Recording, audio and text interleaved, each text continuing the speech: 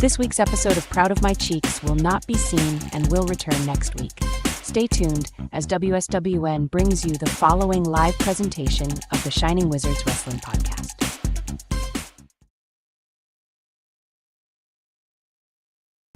The Shining Wizards Podcast is intended for entertainment purposes only.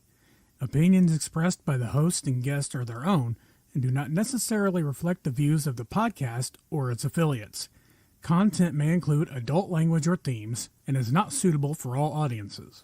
Viewer and listener discretion is advised.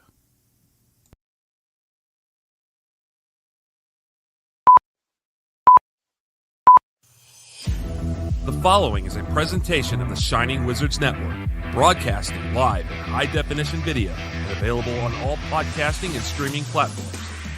Follow us on social media at Wizards Podcast. Check out our merchandise at merch.shiningwizards.com. Do your Amazon shopping at amazon.shiningwizards.com. And become a Patreon supporter at patreon.com/wizardspodcast. And now, it's time for the Shining Wizards.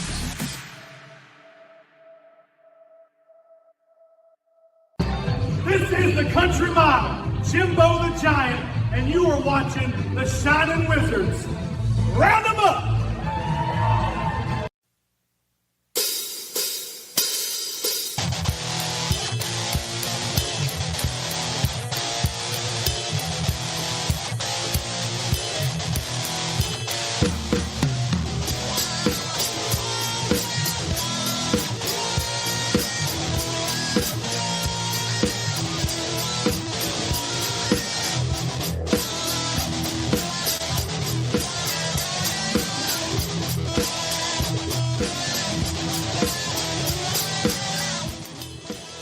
All right, welcome to episode 776 of the Shining Wizards Podcast, where us freaks are proud of our cheeks. Tonight, we got JCW legend, Tuff Tony, joining us at 7:45 to talk JCW lunacy, Japan, and probably a little pants shitting. Speaking of shit, we got homework tonight. TNA moving to AMC. Raw, AEW, and so much more. So let's just get right into it with some wrestling talk. Hey, talk about wrestling. Brondo. Double T. Tony. Handsome Kevin. Somebody didn't like tonight's homework, huh? I think four people didn't like tonight's homework. Spoiler. I just assumed the position now, guys.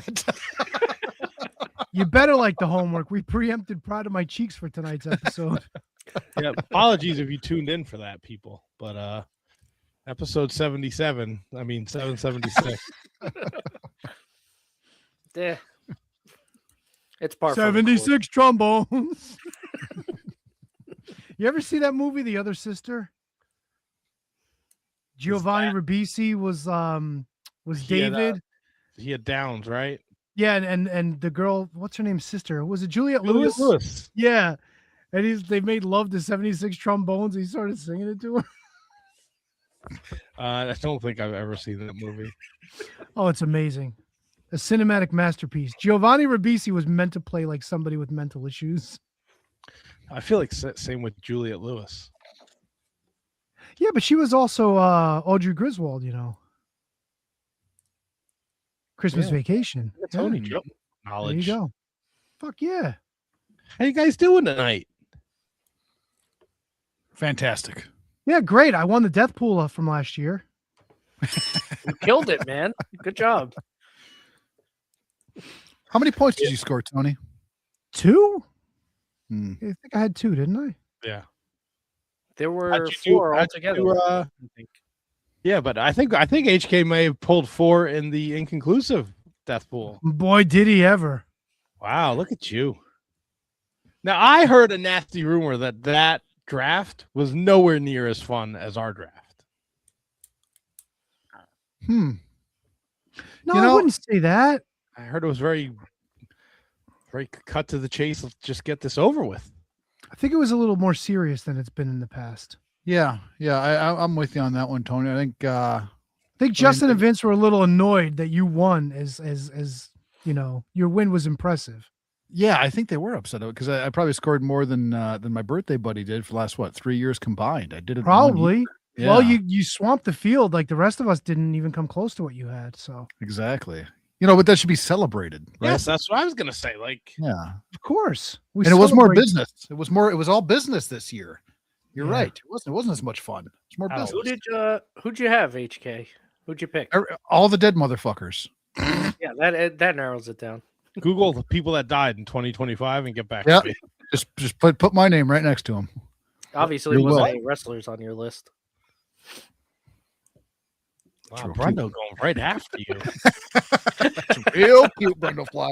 I thought we were friends. Yeah, like you got like the camaraderie from like the Indie Road Chronicles. Like I thought you guys were buddies. Brendo's just going after you. I got a great. You want to hear me and HK love each other? Join the Patreon. Yep. We don't give it away for free. And we love each other loud. Brendo Fly, follow-up question. There was a little bit of tape measurement work you're gonna do. Did that come to fruition? I have the picture of how far it was. I forgot to bring it in. It wasn't what I was looking for. It's fine, Brendo Fly. It's fine. It's all right. Me and Tony did kind of have this conversation. HK, like you got Tony like a handicapped person peeing T-shirt, and you got Brendo a tape measure, like. And I think you like them. So what do you do for like your really good friend? So consider you guys like on the short list, I guess, because there's only a handful of people that I will get gifts for. And those people are my best bud Jabo, my wife, and you three motherfuckers. Those are the only people that got gifts from me. Not Al or Duke? Oh, take that back. Tropical did get a gift. Yes, Tropical and Tropical's boy. Have you bestowed upon your beautiful wife the gift that Brendo sent you? No, not yet.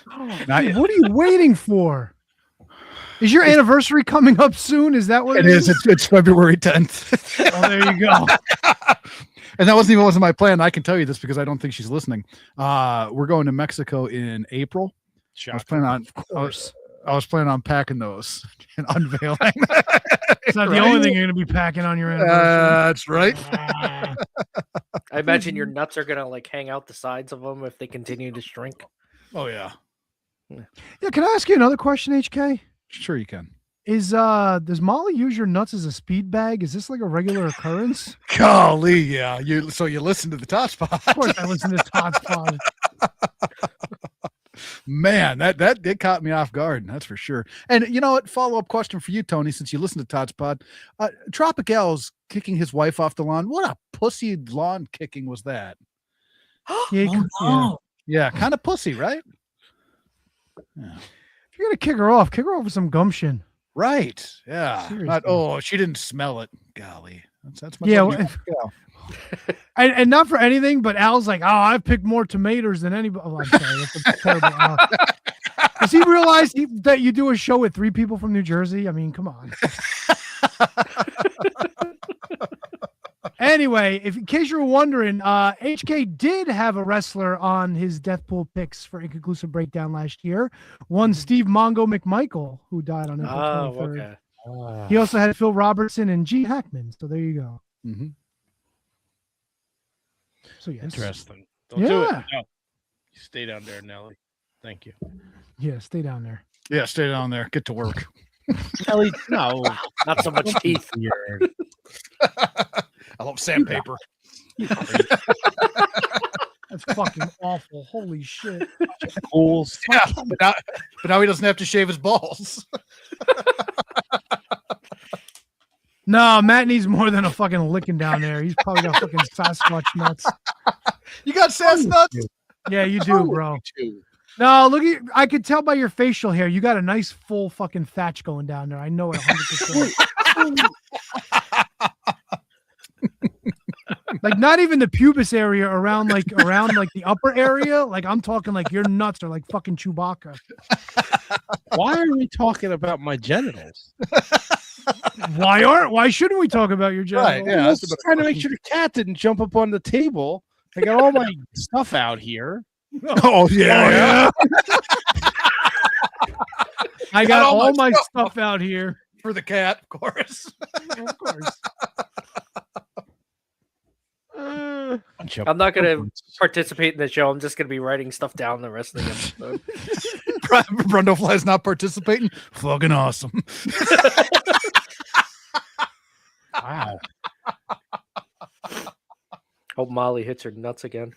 I love you, buddy. Love you too. All right, well, everyone's doing good. We've all recovered from Steve Curran last week. I'll tell you, man, that really, I was so excited for that interview. But you can't. It was fun. We had a good time. Yeah, look, Tony, I told you in text message, brilliant.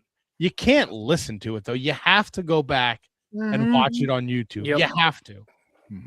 There was too much going on to kind of like spell everything out for the people just listening. This is definitely one that you're better off watching it, because if you listen, you're not going to get the feel for what exactly was happening. If I could suggest something you don't listen to, please don't sign up for our Patreon and listen to the first ever episode of The Shining Wizards. Please. I thought you were going to say Mark Order. No. No, you got to watch that. I love those guys. I was gonna say they don't do the regular show. They got a Patreon show now. I started listening. I pick on Ryan and Asian Joe. They're doing a terrific job. We drop, for the new year, we decided we were going to drop the first ever Shining Wizards Wrestling podcast episode. Me, Tony, and Eddie from 14 years ago. And I texted Tony last night and said, I don't know how you let me on the second episode. I'm 20 minutes in and I've just been a mountain of misinformation. I fucking hate it. I don't know how we went an hour and 10 minutes. I can't listen to the rest of it. I hate myself. I fucking hate myself. Debut Survivor Series. We try to move on. I go, oh, what about the Gobbledygooker debut? I'm like, fucking 4 years too early. I'm the worst. The absolute shits. And you also forget we were nominated and actually won a few podcast awards in our first couple of years in existence. Somebody like us somewhere. My fucking creaky chair in my apartment. I hate it.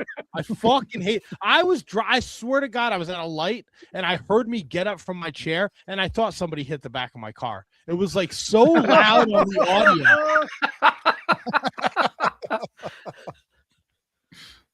God damn it.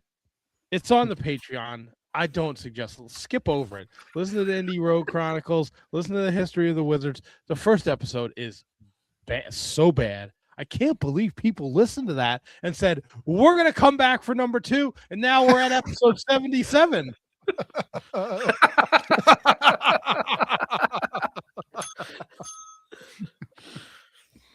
God damn. Holy moly. But you guys are doing good. Everyone's well. Yeah, how are you? You seem great. to be doing okay. Yeah, you look feel good. fucking, you know what? I went back to the gym this week. I feel pretty fucking good. I've been doing a lot of cardio. Been listening to a lot of heavy metal. I'm not used to you wearing a hat, especially like with the brim being straight. Your eyebrows look like evil. Right? Is it just me or do they look it's not extra just pointy you. tonight? Everything is evil, Tony. Well, you know what? I got this beautiful new ECW snapback hat, but when I turn it around, it's like I got the same problem you have, Tony. A big shiny spot in the middle of my head. Oh, you're starting to go. No, but you want to see? Watch.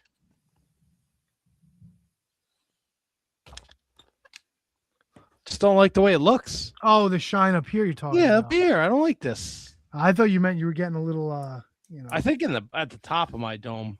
Yeah, that's where it starts. There. Yep. I just shave it though. I go Brundo style. Attaboy.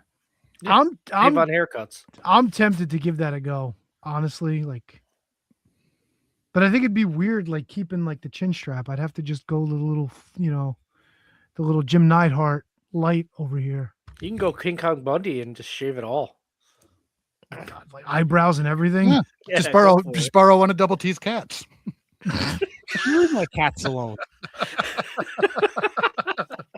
Poor cats. Don't pick on my cats, man.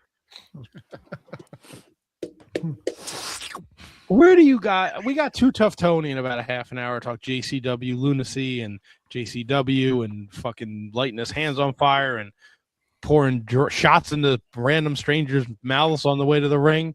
What does that look for, HK? What's that? Your eyes are like really big. Or were you looking at like Tony drinking the limoncello? You know where this is going? Yeah, he was pouring those giant shots of limoncello down. I like my cello Tony. Cello. Cello Tony. Can you see it? Yeah. That's product placement, boys. I just wish the queer sign was fucking legible. I'd leave that on all day. I'm looking right. Don't worry, I'm looking at it. It doesn't ever have to be turned off. It's already turned on, big boy. It's so weird. Hey, how do you know you're at a gay barbecue? Why are we doing this? How? The hot dogs taste like shit. Everybody's eating corn the long way. Hey, you don't have to be gay to do that. Sorry. Yeah, you just got to be Goldberg. Bro stuff. Yeah. So I'm just light in the mood, you know? I mean, come on. Light. The mood was light. Making Corn it the long lighter. way. Goldberg bro stuff. I mean, that's like a trifecta right there. Goldberg bro stuff. Brundo. Yeah, don't even talk anymore, dude. They call that the Triple Crown. Or the Triple Brown, right, Tony? Yeah, that's what I'm saying. I don't know if Matt's reading or if he's just really confused. Write that down. Yeah, well, we know it ain't reading. Come on. Hey, I can read. He knew humble was spelt wrong last week. Give him credit. That was Skinner. Oh, I forgot another guy with a frozen camera.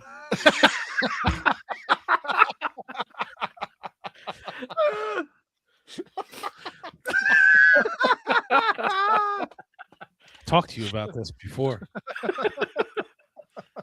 No, it's not something I'm happy about. Nah, listen, it is what it is. Come on, man. It's all good. We've come so far in 77 episodes. That is true. That is true. Hey, real quick. Oh. So Raw was on earlier today while I was consuming my dinner. Italian sandwich, if you were wondering. Big Eat surprise. dinner at 3 o'clock in the afternoon. Well, I'm sorry. I can't wait till 10:30 like some of us. So I was like, oh, shit, Raw's on because my son put on Netflix. I was like, yeah, let me watch Raw. And I caught Gunther and AJ Styles, which I thought was a great match. But two questions I have. All right. One, if we're talking about AJ Styles retiring, why are we rushing to put him in front of Gunther, except for the fact that they were in Germany, which I don't know. I feel like they rushed this match. Like they could have waited a while for it. But number two, like I dug the ending, but the crowd in Germany clearly was not, I don't want to say they weren't into it, but they weren't really excited about it, or maybe it just wasn't noticeable. But clearly at one point, like AJ got up and the referee's like, no, you didn't win. You didn't win. You didn't win. And then you didn't find out until later, like after Gunther hits him with a low blow while the referee's telling Punk Rock Girl, no, the match is continuing. He hit him with a low blow powerbomb 1, 2, 3. When they showed the replay, AJ had him in the calf crusher and Gunther kind of like tapped out on AJ's hiney, but the ref was on the other side. So the ref didn't see it, but AJ felt it. But you completely didn't see this. And of course the crowd didn't pick up on it because there was no reaction whatsoever. I think if it was a hotter place, people would have noticed it and you would have got a bit of an eruption, but it just kind of fell flat. I don't know. I was just, the overall thought was I don't know why they rushed this match. Did I miss something? Was there something in the stories or was it just like, let's punch this out there and build on it for later? Like, I don't know. Yeah, that was last week they set it up. Yeah, and they've been setting it up. He smacked Gunther during when Gunther was talking all that shit about Cena before the match, and AJ saying like, I did it because John couldn't do it for you. I mean, maybe the match was great, but I hated the ending. I think it made AJ look like an idiot. They did that with somebody else recently too. I don't remember if it was WWE or AEW. That's a shock. One of these companies doing the same thing over and over again. Lights are out. Here's another black hooded figure. Who could it be? I don't know. Like AJ's had 1 billion people in the calf crushers, and he doesn't let go until he hears the bell. Like, it just doesn't make any sense. Yeah, fair enough. Right? He looks dopey, and then for him to get up and argue with the referee. Well, maybe he was confused. It was Germany. Maybe the referee was, maybe he thought he heard a count in German. Maybe the German bell sounds different. I don't know. And then, like, Gunther really needs a low blow to beat AJ Styles? He's the fucking phenomenal one. Of course he does. It's not like 5 years ago. Why, was AJ better 5 years ago? Probably. I mean, he was doing tag duty with fucking Dragon Lee 3 weeks ago. Yeah, he was. Yikes. Tag team champions with Dragon Lee. Well, they were until they lost to the fucking Usos again. The fucking Usos. Yeet. Remember when they were like, yeet, no yeet?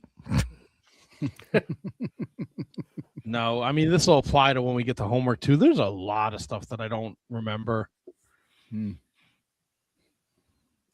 So it's very possible there was a yeet, no yeet thing, but it's... Yeah, you don't remember when the Usos collided at WrestleMania, just like the Hardys did like many decades before, and it went over just as well? The later, I don't know. I think that latest- Hardys match was a little better. I mean, that's like saying what's better, a turd with corn or without corn? Come on. Without corn. Oh, You really? see, there's a difference of opinion up top. Street corn? The long Yes. You would just go straight piece of turd, Brendo? one. No, I think I heard it wrong. A little corn, a little nuts, a little corn nuts. Oh, Little bees hold nuts. on, hold on, Tony. What are we doing? Corn? Are we doing nuts? Or are we doing corn nuts? That was the reference. I mean, you could do corn and nuts, or you could do corn nuts. I went straight to corn nuts. Because there's a big difference there. Oh, I know. There's definitely a big feeling difference too. Yeah, I don't think I would eat a piece of poop. Oh, who said eat? A turd is a piece of poop, no? Somebody put that. This is where we landed. We landed on a turd. His thick thatch balls was too far, but this is where we're going. Eating poop. Please, why do you have to bring up my genitals? Can you not? Can you not? We went from your genitals to eating feces. This is the evolution of know what? episode 77 of the Shining Wizards Wrestling Let's tie it all Podcast, in. where it's wrestling talk. My gross genitals, eating shit, and Becky Lynch and Maxine Dupree on Monday Night Raw last week. All things terrible. Absolutely fucking terrible. That was super disappointing too, because Maxine has been doing a hell of a job, and it seems like those two have been working well together. So for that to happen, that was supremely disappointing for me. Just as somebody who's like, at this point, I'm cheering Maxine on. Like, her progression has been outstanding. She's looked great, and then they fucking lay that duck. I was very disappointed in that match. It was not very good. Right? But don't worry, they're going to run it back for you. Of course they good. are. Oh, good. Again? Next week. Is there a stipulation on that match next week? It's in Belfast.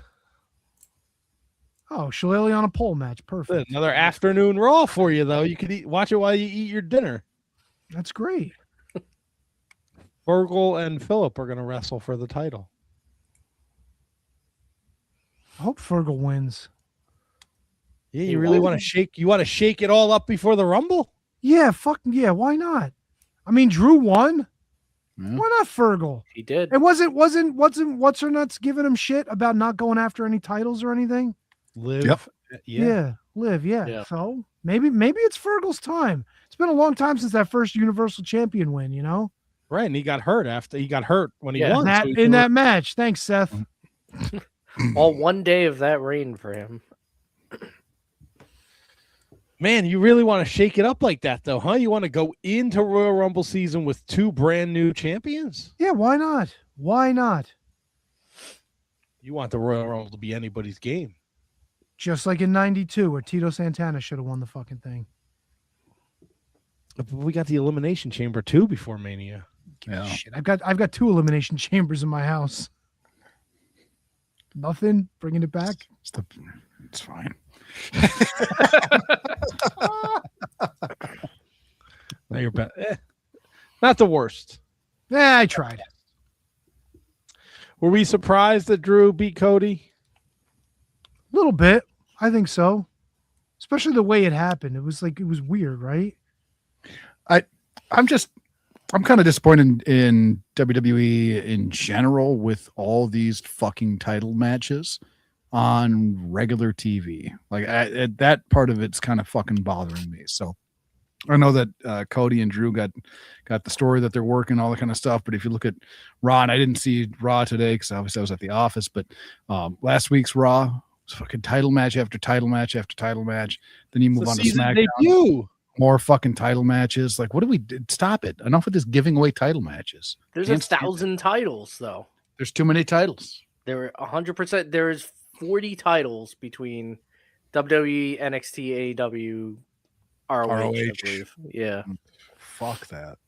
Yep. Enough. You mentioned last week's Raw. 2.5 hours, 4 matches. Yeah. They got so many fucking people. I just don't get it. Like at least SmackDown 3 hours, and it's pretty 1, 2, 3, 4, 5, 6 matches. Mm-hmm. And the last one was the 3 stages of hell. Yeah. And nothing says hell like a singles match as your first match. Like 3 stages of hell? Come on. I mean, That's what how it progresses, Brundlefly. Like, what do you want him to do? Fucking start with a scaffold? 3 stages of hell. And in a fucking lion's den? Like, what the fuck do you want? A fucking ladders match or something like that. No, you start in a singles match and you work your way up. No, I agree with Braun though. That's some shit booking. Yeah, and Drew's the one fucking picking it too. So, what were the 3 stages? It was a straight up match. It was the cage False match. count anywhere and cage match. See, they should have did false count anywhere first. Yeah. Then make the second one a ladder match? Or like tap out or some shit. submission match. Yeah. Ooh, make the first one submission. HK, the sickos over here. They want a ladder match, no rope barbed wire match, an exploding ring. But match. it's a 3 stages of hell. A regular match is not hell. A regular match is it's a not the physical 2 stages of hell in the. Yeah. Let's get exploding dog collar match. We'll start there. That would be fucking amazing. Yeah. Exploding dog collars. We'll put a hot fire poker on a pole match. That'll be number 2, and then an Inferno match, right? Because what says hell more than an Inferno match? Why not an Inferno match? No. But Drew and Cody have already had like regular singles matches. It doesn't mean anything. Well, you know what they should have done? Cage match, submission match, and then regular match to make the better man win, right? Oh. Right? Oh. I was going to go to the comments here. A couple comments. Our guy, I Dunk Biscuits, is up at this late hour. Probably doesn't help that Gunther is Austrian, not German. They aren't exactly best friends. Yeah, but they all speak the same language, don't they? I don't know. True Prince of Pro says, well, you have to give away title matches on TV from time to time because the pay-per-views only ever have like 4 or 5 matches on it anymore. Great point. And then I Dunk Biscuits. Didn't Triple H and Austin at No Way Out start with a singles match as well? It is correct. I will eat my words on this because out of the 7 3 stages of hell matches, 1, 2, 3, 4, 5 of them did start with a standard match. Okay, what were the other 2 that weren't? What did they start with? Hot fire poker. Triple H and Shawn Michaels went street fight, cage match, ladder match, and then the illustrious John Cena and Ryback went lumberjack, tables match, and ambulance. Ooh, why not a tables match for the first match? Wow, right? tell me they wrestled in 2017 without telling me. 2013. Jesus Christ. Wow, you still can't get things right. 77 episodes in. Dude, I can't. If you were like, tell me all the individuals in the 7 3 stages of hell matches, I would probably get like 2 of them right. The first 2, probably. Tropical says Ryback in a match is hell in and of itself. Hey man, Ryback was crazy over. Remember we all scratched our heads when he lost to Mark Henry at Mania? We were at that Mania. We were like, what the fuck just happened? I remember when he had pink eye, and my wife said it was the feed me corn guy.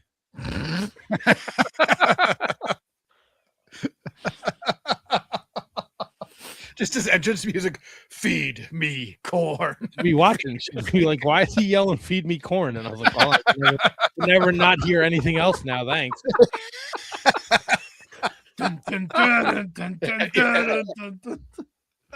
Now, is Triple H morphing into Tony Khan? Title matches on TV and tournaments. We're getting another tournament. Oh, Wait, I didn't know Oh, that. yeah, the SmackDown one. The SmackDown tournament to find out what 4 participants will be in the #1 contenders match. So we're doing a tournament to have a 4-way match? Yeah. For what reason? To see who's going to wrestle Drew. Why? That's what, Saturday night's main event? Oh my God. You know, one of these matches really confuses the fuck out of me, too. Is it the Matt Cardona Trick Williams one? It sure as shit is. One just signed to SmackDown, the other one just made the big return, and now one's going to lose. Probably going to be Cardona. Probably. If it was up to me, it would be. I like Cardona, but Trick Williams, he's got a fucking future. A bunch of Jordan Grace is on SmackDown now. Yeah, yeah. Javon Evans signed his contract on commercial last week. Yeah, what the fuck was up with that? It's I don't know. They should have kept him in NXT now, especially now with everybody going up and like, what's his fuck? Obafemi giving up the title. Just like, I don't want to be champion anymore. I'm gonna go up to the main roster. Take this back. And he just won the fucking thing again, didn't he? Yeah. At the last PLE. Prince of Pro Matt says at this point, it's not a tournament, it's just qualifying matches. You could consider them eliminators. I mean, the notes, to be fair, the notes do have it as a qualifying match. Yeah, that is true. So it's Randy Orton against The Miz, Solo Sikoa against Damian Priest, Matt Cardona against Trick Williams, and Sami Zayn against Dragunov. So who's winning this, Randy? Sammy. You go, Randy. Sammy. And this is just for Saturday night's main event now. So with Saturday night's main event is like a week before the Rumble. Really? Oh shit. Yeah, why It's not? like the 24th, isn't it? Well, they're not going to have they're not going to have a WWE Championship match at the Rumble anyway, right? I mean, they don't have one. No, They usually do. They might have a world title match. They don't have to have all the titles on. They're not going to have all the titles on. You might actually get a tag match at the Royal Rumble. No fucking shot. You're out your balls. Well, if they did the right thing and canceled the Women's Rumble, they could actually have some worthwhile title matches on there.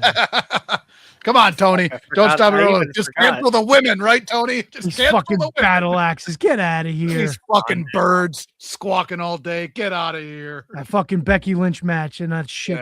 That's why you don't deserve to be on TV. Yeah. Tell your Irish tit story walking, sister. Yeah, Jordan Grace and fucking Jade Cargill are fighting on Twitter. That's where they belong. Yeah. Twitter, bitch. It's been a fun 77 episode, guys. Wow. Boy, Brundo, you sound like an ex-wizard. Tropical agrees. She Thank says, God, excellent Al. point. Al, tell these broads to get off your lawn. Along with the missus, no offense. Jeez Louise, buddy. No, she's not a broad, but she's got to go too. Even Al threw her off. Rotten Tomatoes. Come on now. What are we Did rating you, movies in your fridge? And by the way, tell OG to fucking keep the cheese sticks moving.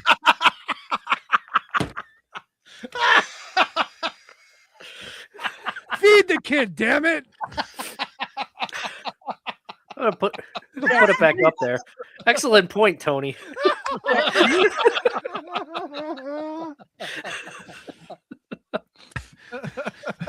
Oh boy. Now I got the wives getting involved. Molly checking in with battle axe. Yep.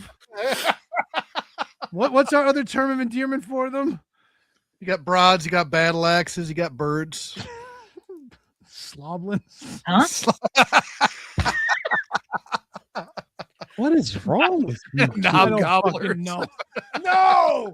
We talked about knob gobblers. You can't say that anymore.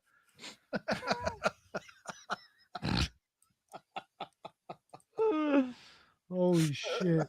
Holy shit is right. In fairness, I'd throw my wife off my lawn anyway, too. So we're all in the same boat. That's not nice. Yeah, but sometimes it's needed and deserved. It is what it is. Jeez Louise. Well, Philip is still the champion. He beat Braun Breaker. I got to ask. I'm just curious.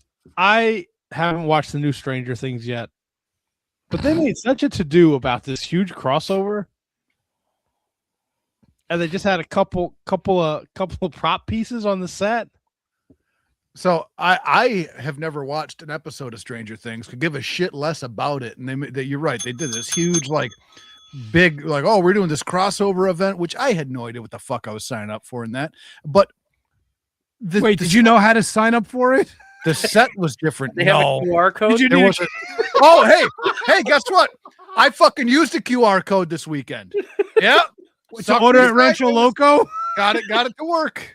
Did it send it to you send you to another one?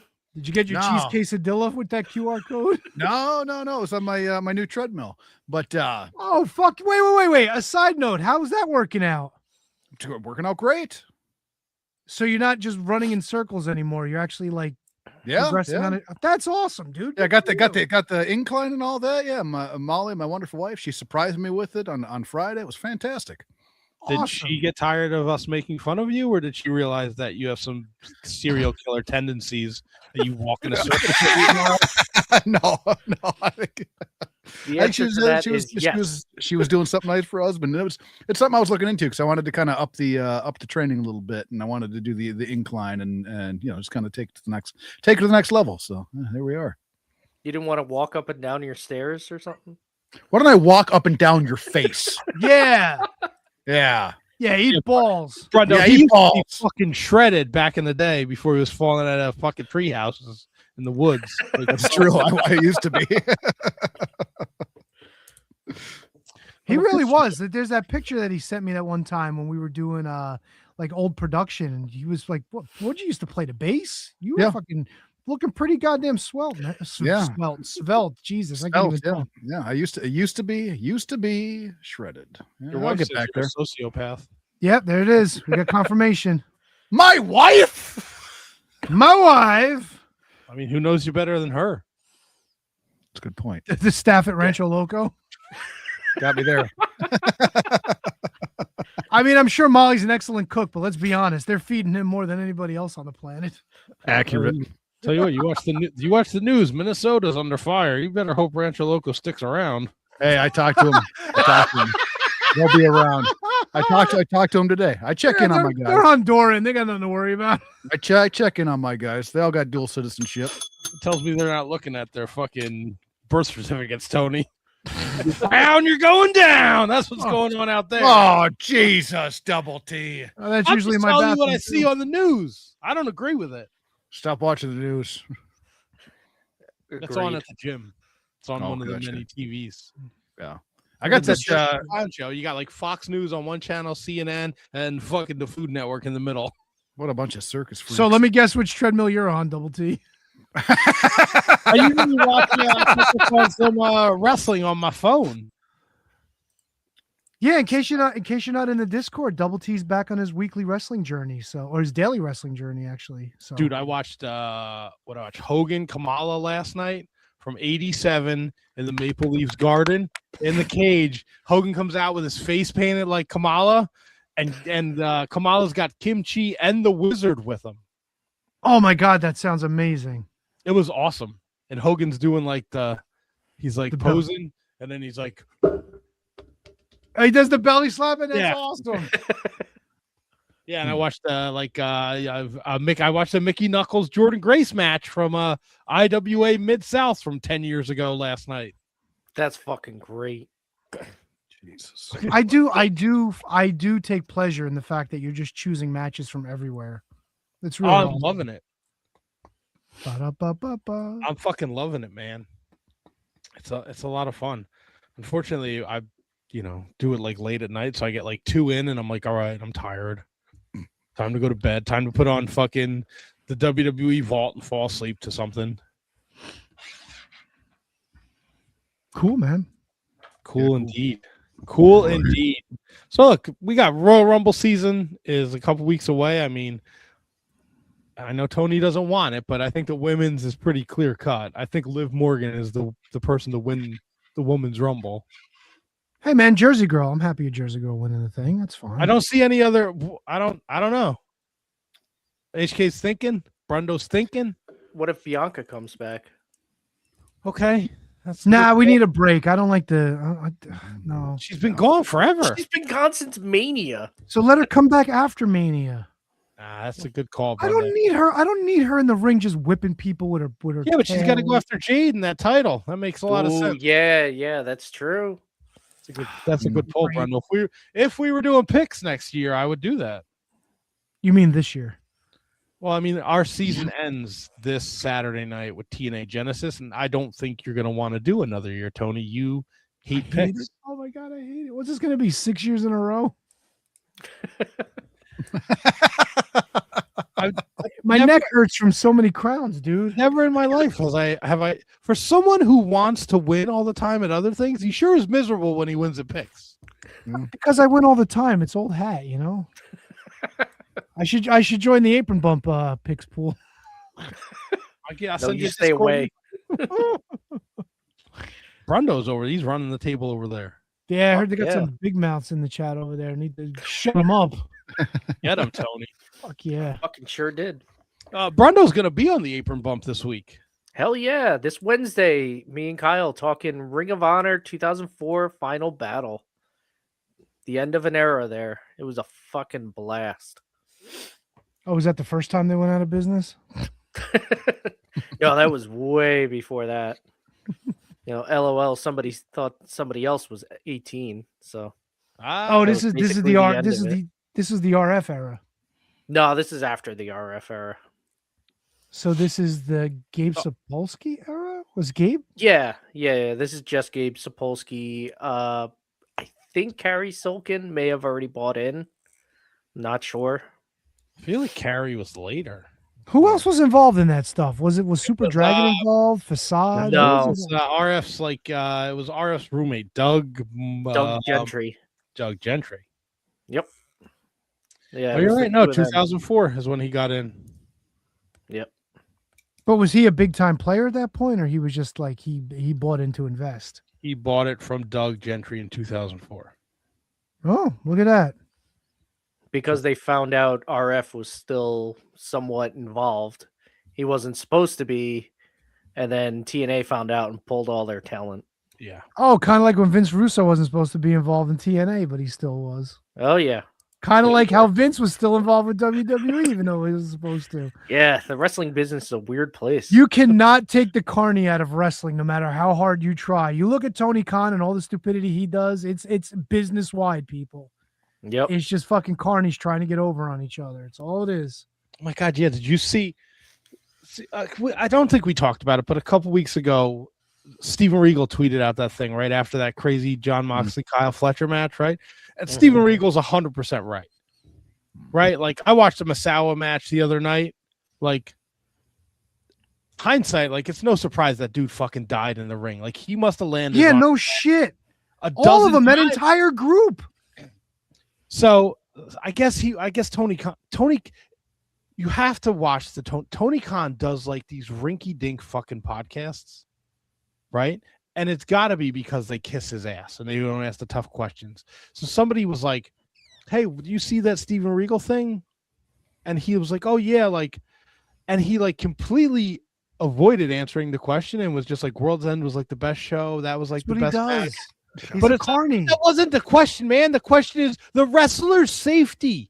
Like, how do you feel about these guys going out here and doing that? Like, what are you going to do when one of them dies in the ring? See, that I don't know what podcast that was, but that's terrible because you got to follow up and you got to twist what he said to bring it back to where you were. You just have to. You have to. If he's look, a guy like Tony Khan, you could play with him. If he's going to storm off, he's going to storm off. It is what it is. But like in that situation, you got to go, well, yeah, I know. I agree. World's End was great.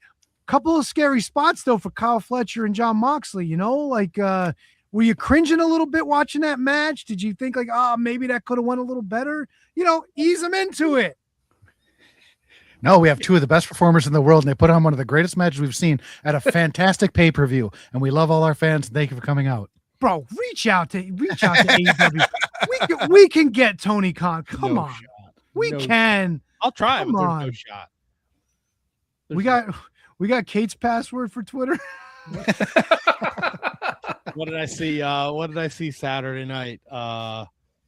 Jaguars lost, but Meltzer gave it a 5-star rating.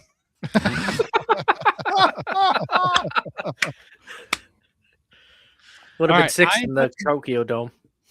6 in the Tokyo Dome. I ain't touching shit, but our guy is here. Yep. All right, you're on it, HK? I'm on it. There we go. Whoop, whoop. Whoop, whoop. Dude, Tuff Tony, what's up? What up? How y'all doing? Good. How are you handling this suspension? It is. I'm enjoying the time off. If you want to call it that, Fair enough. To know that you drink as much as you do before you wrestle, and now you're not doing anything, you must be crushing them. Purely speculation. We're joined by two Tuff Tony from JCW Lunacy every Thursday night on YouTube. It's taken off. I mean, Rob Van Dam went on Twitter the other day. He was like, this is going to get big real fast. Vince Russo's involved. You got screwed out of the title, and now Matt Cardona's back on WWE TV. I know they suspended you, but have you got any clarity as to what we're going to do with this championship title situation? I think about it, man. As default, he should give that shit back to me. You know what I'm saying? Yes. But I wouldn't be opposed to a tournament, and may the best man win that belt. I mean, who's better than you? Well, that's what they say. I don't know. What would you do? What would you do if it came down to you and Willie Mack?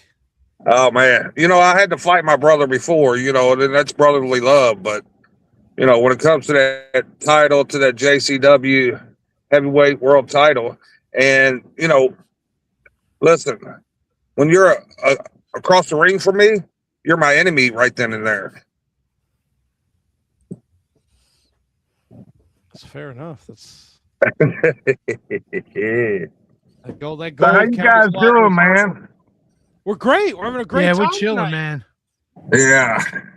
You was talking about Russo, man. Think about that, man. That Rob Van Dam endorsing us.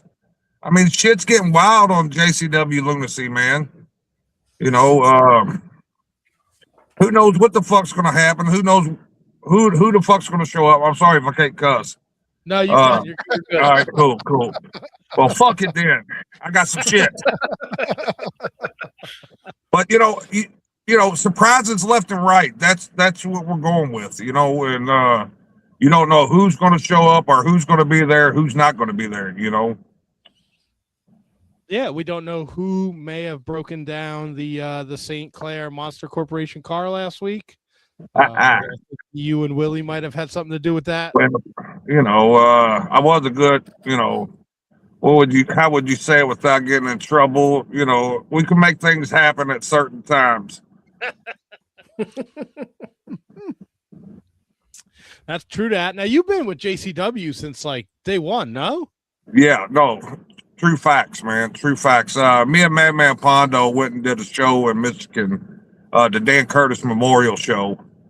And I worked Pondo that night, and about a week or two later, we was getting called from ICP. They was going to start a wrestling show, wrestling company, and they wanted us to be on it. And we went to Novi, Michigan, where their old office was, and left out on that tour, and nothing's been the same since.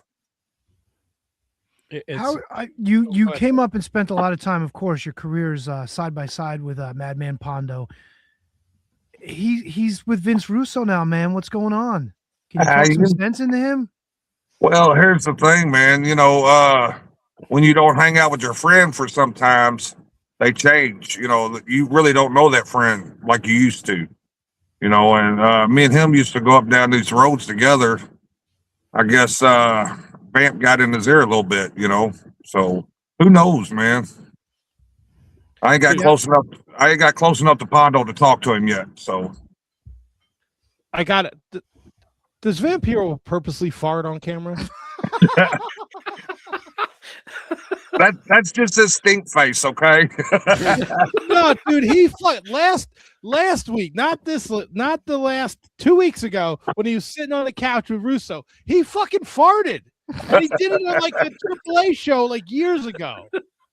I guess that's his own rib he does to himself, man. See if I can break somebody's character. Here, let me shit on him. What are they feeding you guys backstage there? Well, I'm going to tell you, every time it's been fucking pizza, man, and I'm sick of fucking pizza. You and me both. I fucking love pizza. That's the easiest shit to go to, right? Here, just let me order a few pizzas. Here, feed the guys. But I mean, you're working for the Juggalos. Like, they got to have the good Detroit pizza, though, right? Like, you're not talking like well, I mean, $dollar pizza. If you want to call Little Caesars, good Detroit pizza. I mean, fuck, to each your own, man. But I fucking hate Little Caesars. It's been a while since we talked to Violent J, but if you want, we could put in a word for you, maybe get some better pie for you guys. Yeah. Fuck it. Give me Papa John's or something. I'm at least, Domino's, something like that, You know what? Definitely a step up. But I'm surprised you're not getting some good Detroit pizza, man. Detroit's got good pizza. Yeah, no doubt. You know what I'm saying? But a lot of times, we ain't only in Detroit, so we've been moving a lot of different places. So, we're staying busy on the road. What's your favorite spot to grab something to eat on the road? I don't know. I'm still one of them gas station type dudes. Just grab a little something, a snack. So, stop by Wawa's and get something. And then, they're all over now, Wawa's is. Oh, yeah. They're taking over the world, Wawa. Yep. Double T enjoys a good buttered roll from Wawa's and some combos. Yeah, just the easy snack foods. That's what I was used to. Pissing in the car with extra cups and throwing them out the window. You got long rides. I could never do that. I'd piss all over myself. What's the trick? You stick your dick in the hole, dude. Well, you gotta get the extra big cups. You know what I'm saying? The big gulps. Well, maybe Tuff Tony does, but I don't know about that. Yeah, but you're not shit. Hey, speak for yourself. I fit mine in the fucking top of a fucking beer bottle, and we're good. Ain't no shame in my game, all right? But you're not driving the car. You're in a car, or are you physically steering and pissing? Well, listen, I used to ride with Tracy Smothers all the time, and that's what that motherfucker. I wouldn't watch or nothing, but I mean, he would piss in the fucking cup. White's driving and throw it out the window at the same time. So, I guess I'd be in the back if I was driving. That's kind of hard, man. That's crazy. Yeah. You have a wreck, you're gonna piss all over yourself. But what happened to him? He wrecked his car and pissed on himself. I was going to say, you weren't tempted to look over his shoulder just to get some tips and tricks? No, I didn't want to see a snake, man. Fuck, I didn't want to get bit. To get a tip for sure. Fucking tips. Goddamn. You've been in the game for a long time. I mean, 2025, you're fucking blowing up now, man. You're in GCW, you're in JCW, you're in the NWA. Yeah, well, here's the thing, man, is that this second run, I quit. Well, people say you retire, but you never retire. I quit for a while, and my son, he's 11 now, and he's like, Dad, let's go to wrestling. I was like, man, I really don't go to wrestling unless I'm on the show, So, Brett called me up one time, and he goes, hey, man, we're coming to Louisville. You do a show for me. I'm like, yeah, I'll do it, And so I did that show. Then Joe called me. We're bringing JCW back. I was like, all right, man. I've been twice, 3 times busy as I've ever been right now. It's like they're giving my flyers now instead of waiting until I pass away, and It's great though. It's great to see you on GCW. It's great to see you on Lunacy being such an important part to the show. Like you have history with the clowns, and so does Vampiro and Pondo and Mickey Knuckles, and like for all that you guys have put into this company for 20 years later now, for it to finally like be getting its due is great. Well, and think about this. I mean, think about this is because like ICP is really, you know, they're not the world's most hated band anymore. You know what I'm saying? They're like a household name, which they've always been a household name, but they're getting more love than they ever got. You know, I think it's the longevity. They outlasted all the people who said they was the world's most hated band. You know, JCW's outlasted and been running. You know, a lot of people don't know we go do Big Ballers. We do, Juggalo Weekend. We've been doing that every year, you know, and the Gathering every year we still wrestle. So, because we ain't out on tour, and I think a lot of it had to do with Violent J. You know, when they're touring, he didn't have time for JCW, and see, he's smart enough to know now that he can just bring JCW with him when he's on tour. You know, that's his baby, man. Yeah, look, I don't know, so I will happily admit that I am a juggalo. I was a little disappointed at the end of the 6th Joker card when they were like, the truth is we follow God, and I was like, what the how is bugs on my nuts got to do with God? But all right. But I don't know. Man. Back in the day, I would see ICP and they would do the wrestling spots in the middle of the shows. Were you ever involved in any of those spots? Oh yeah, you know, I broke my tibia and fibia. Vampiro was on top at WCW, and they had a Monday Night Nitro in Albany, New York, and we was loading the bus up. Because we take out a van, we pull behind the bus, and so we was loading the van. Me and Dougie Dale, we was loading the van up. And I come around the side, and I look up through the windows on the tour bus, and I see Shaggy. He's just popping some dude. You know, he's working him back to the door. And so I reach up in there and wrap my hands around his hair because he got him down to the steps. And I rip him out. And he does like the Nesty plunge out the fucking door, smacks his fucking head. And I happen to look to the left, and I see some other guys running up. And so I punch this other guy, and this guy that I ripped out on the tour bus, he started to get up. So I had to step up on the curb to punch him. And then when he came down, he fell down right on my fucking leg, but it broke my tibia and fibia. Jeez. But the moral of the story was I had a tryout for WCW the next night, and I fucked my leg up the night before, you know, and that was the first time I was booked for Japan from Abdullah the Butcher, you know, and, it fucked a lot of shit up, but, you know, in my heart, I believe I would have got some of Ted Turner's money at that time, you know. I mean, there's no better time than then, right? You would have been right there at the end. Right.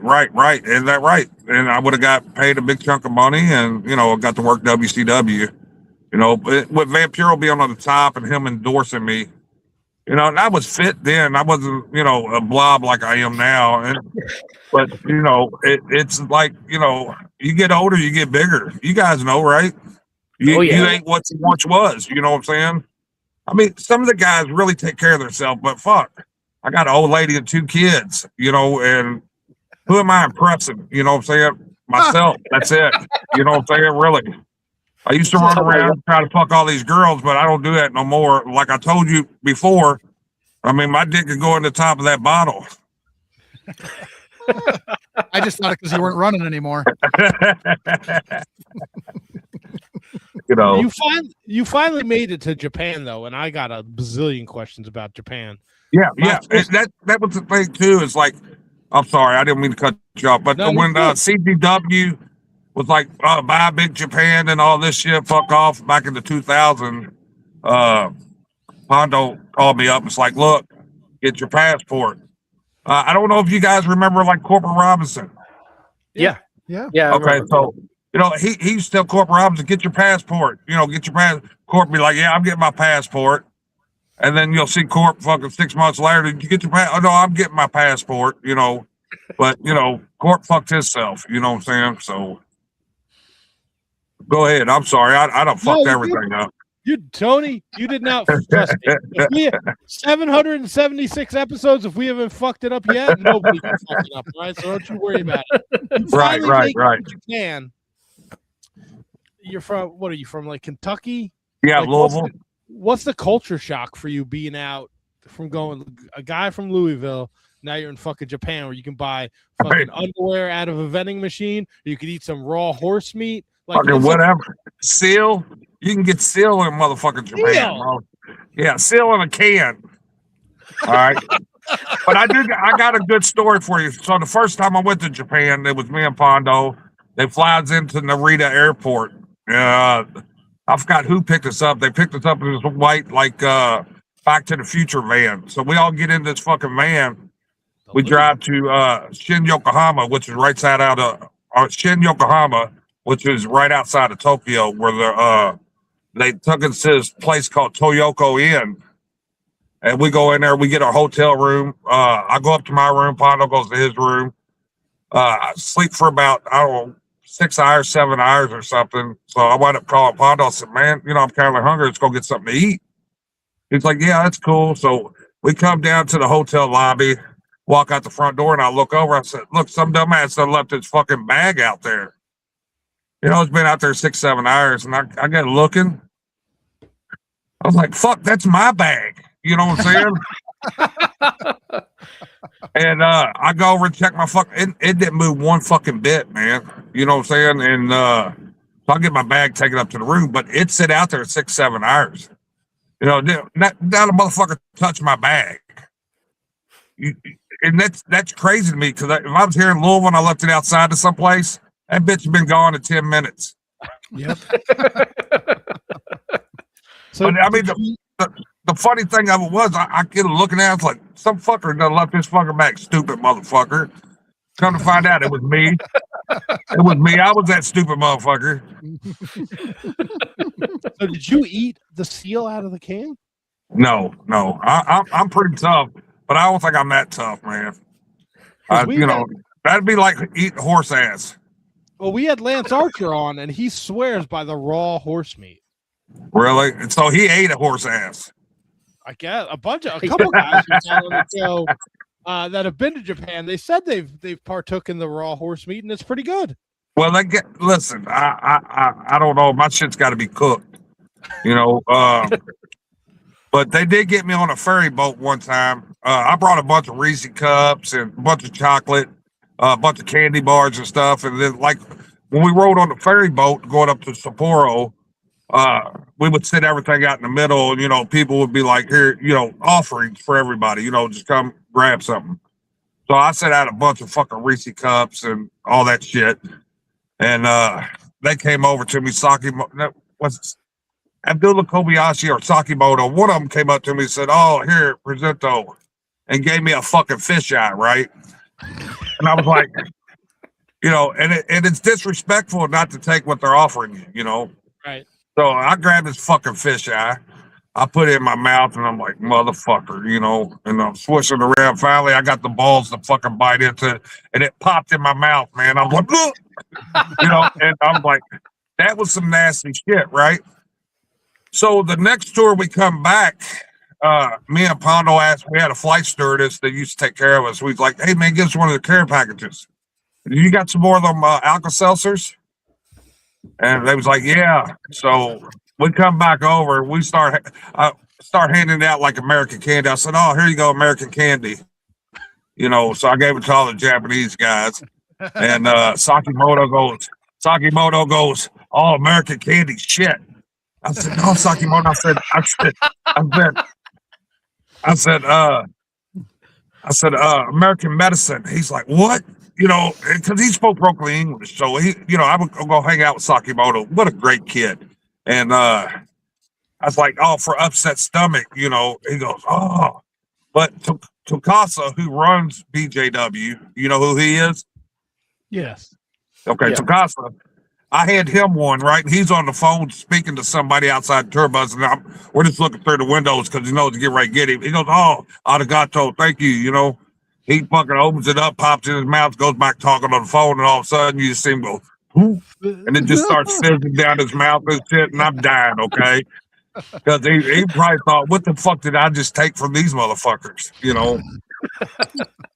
But, you know, we really didn't get in that much trouble in Japan because they'd be like, oh, fuck, Bakagajin, you know? And stupid foreigners, you know? That's what that meant, stupid foreigners.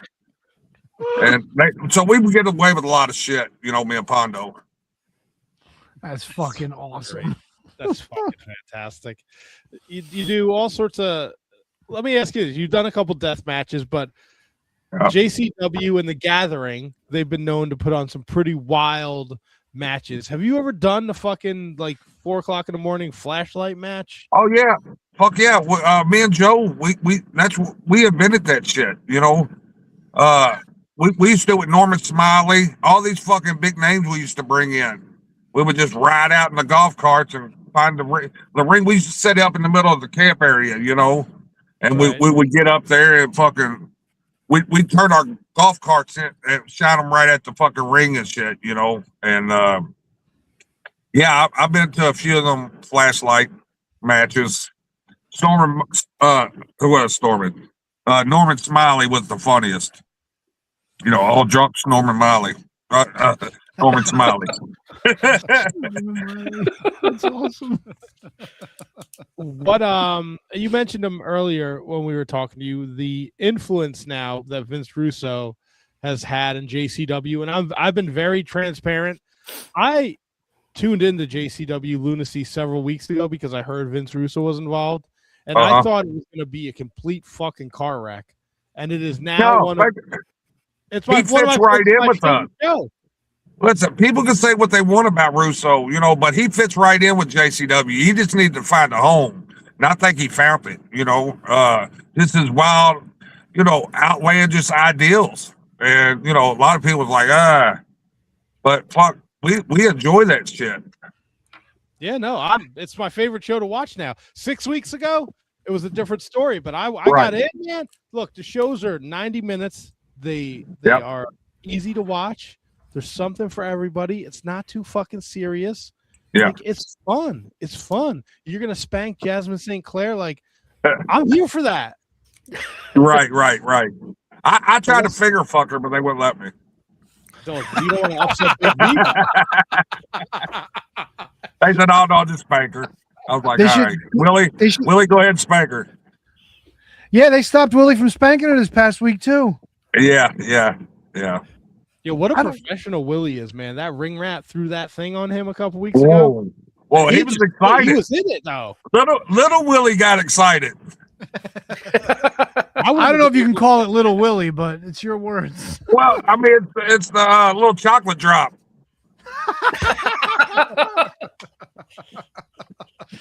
He's the chocolate juggalo. That's the chocolate jug. Yeah, right. It melts it. He told her it melts in her mouth, not in her hands. Yeah, I got to give them credit. They got the ring girls that are coming out, the juggalettes. They hold up the cards. We've always did that though. That was something we've always did. You know, we pick a few good looking juggalettes, and sometimes they ain't that good looking, but they're still down ass ninjettes, and we let them fucking do the ring girls. You know. Fuck yeah. Hell yeah. Now I got to ask you, Too Tough Tony. Yes. I didn't notice it till last week. You're very responsible when you're pouring the shots to the crowd. And I did notice I think it was last week's show, people had wristbands on. Is that an always thing, or do you have to no. Listen, I eyeball it a lot of times. And you know, I've been doing it so fucking long that I can look, I know who's young and who ain't. Sometimes I fuck up and they get a shot. You know what I'm saying? I'm not gonna knock that. But you know, it's like, but you know, I do try to be careful because I you know, and the whole fucking time I've been doing this the last 28 years that, you know, I ain't been pinched for something like that, you know. Yeah, we don't want that. No, I don't either.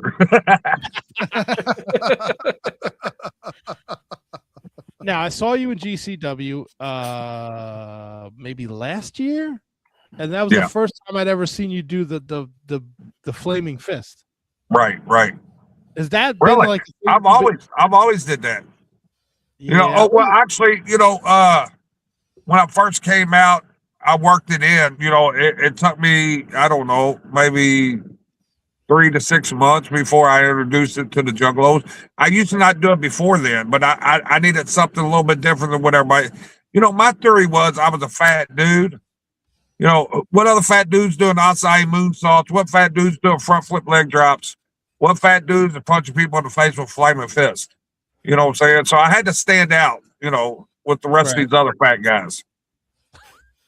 You never did the flaming headbutt like Mitch Page?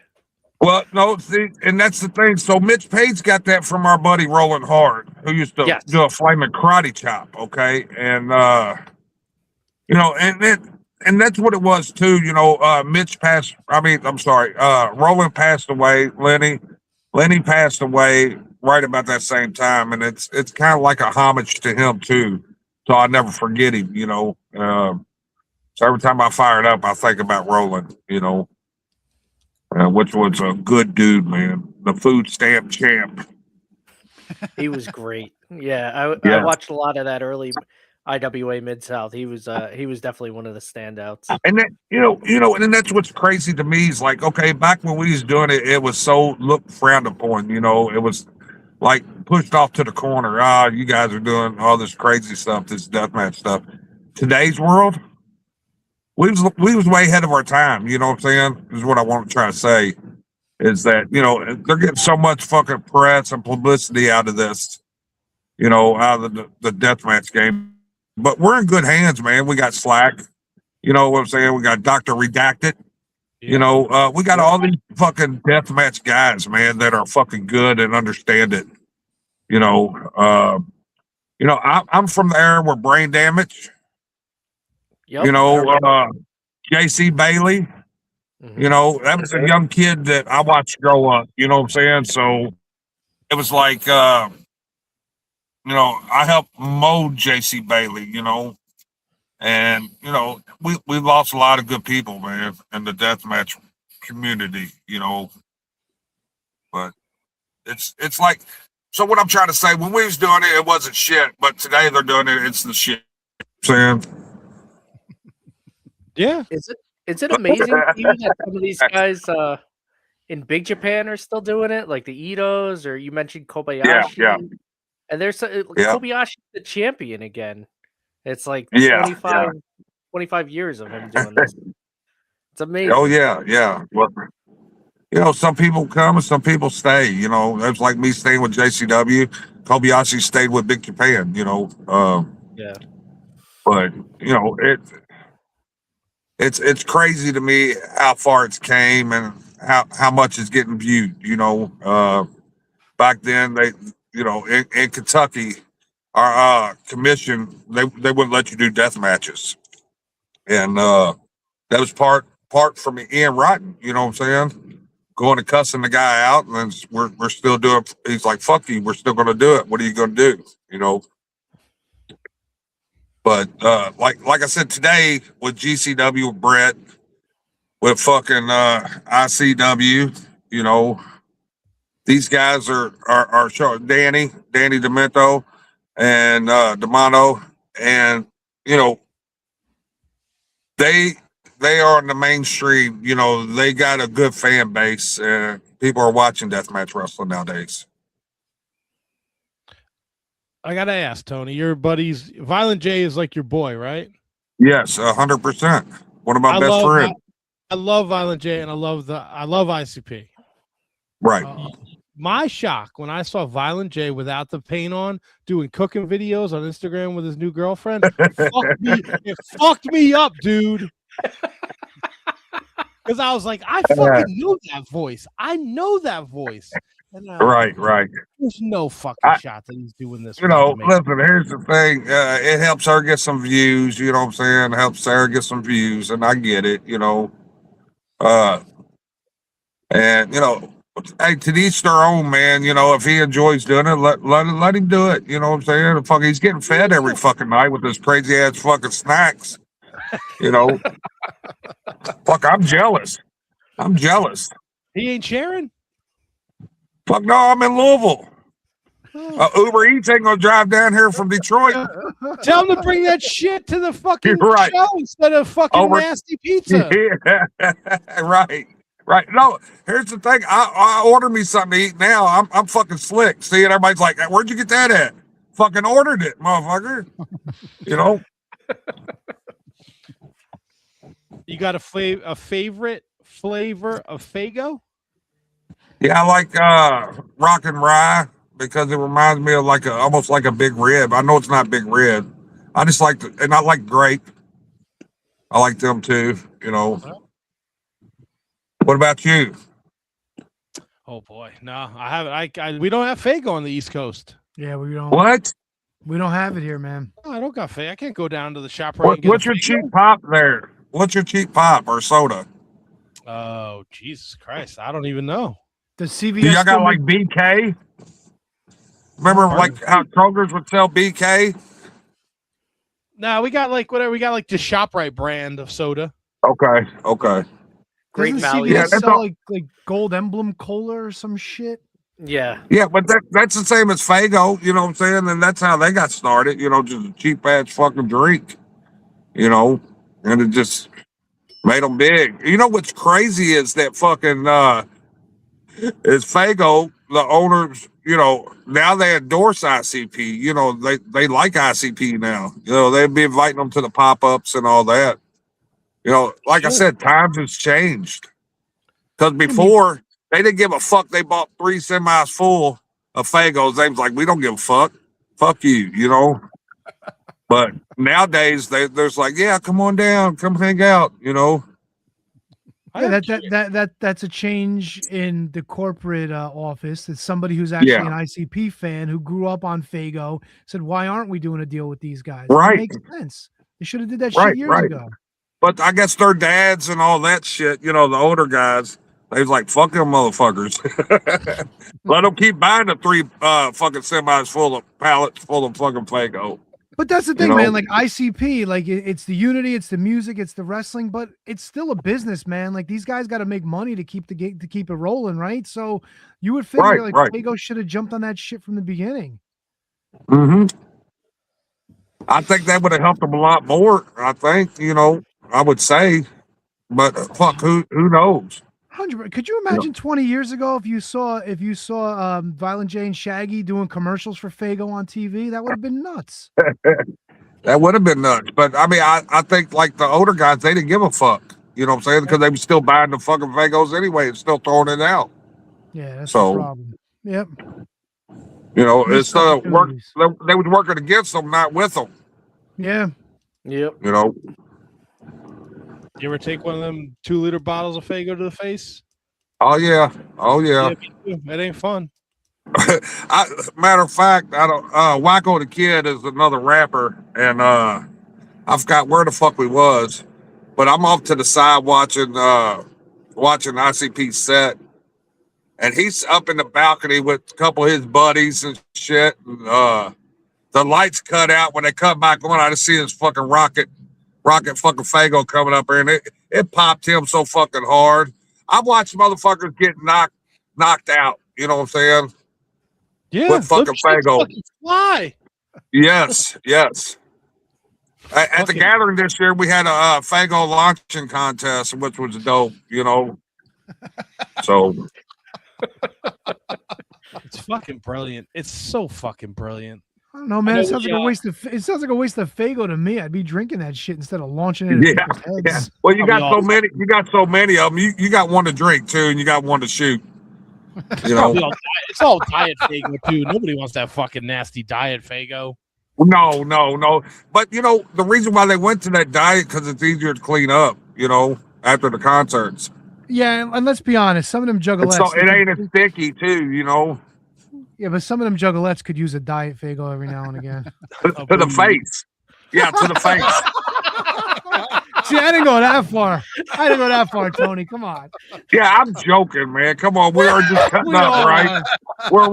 I'm around my boys, so we can cut up like that. Of course we can. Nobody ever came.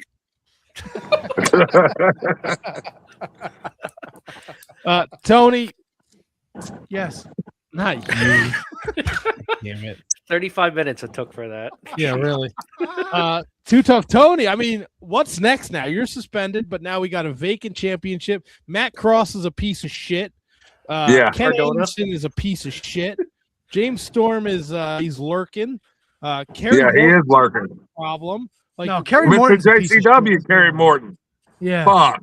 he's the biggest piece of shit I've ever seen. Yes. Yes. He's much better at being a piece of shit than a white meat baby face, though. That Southern Six, man, they're songs. Southern Six.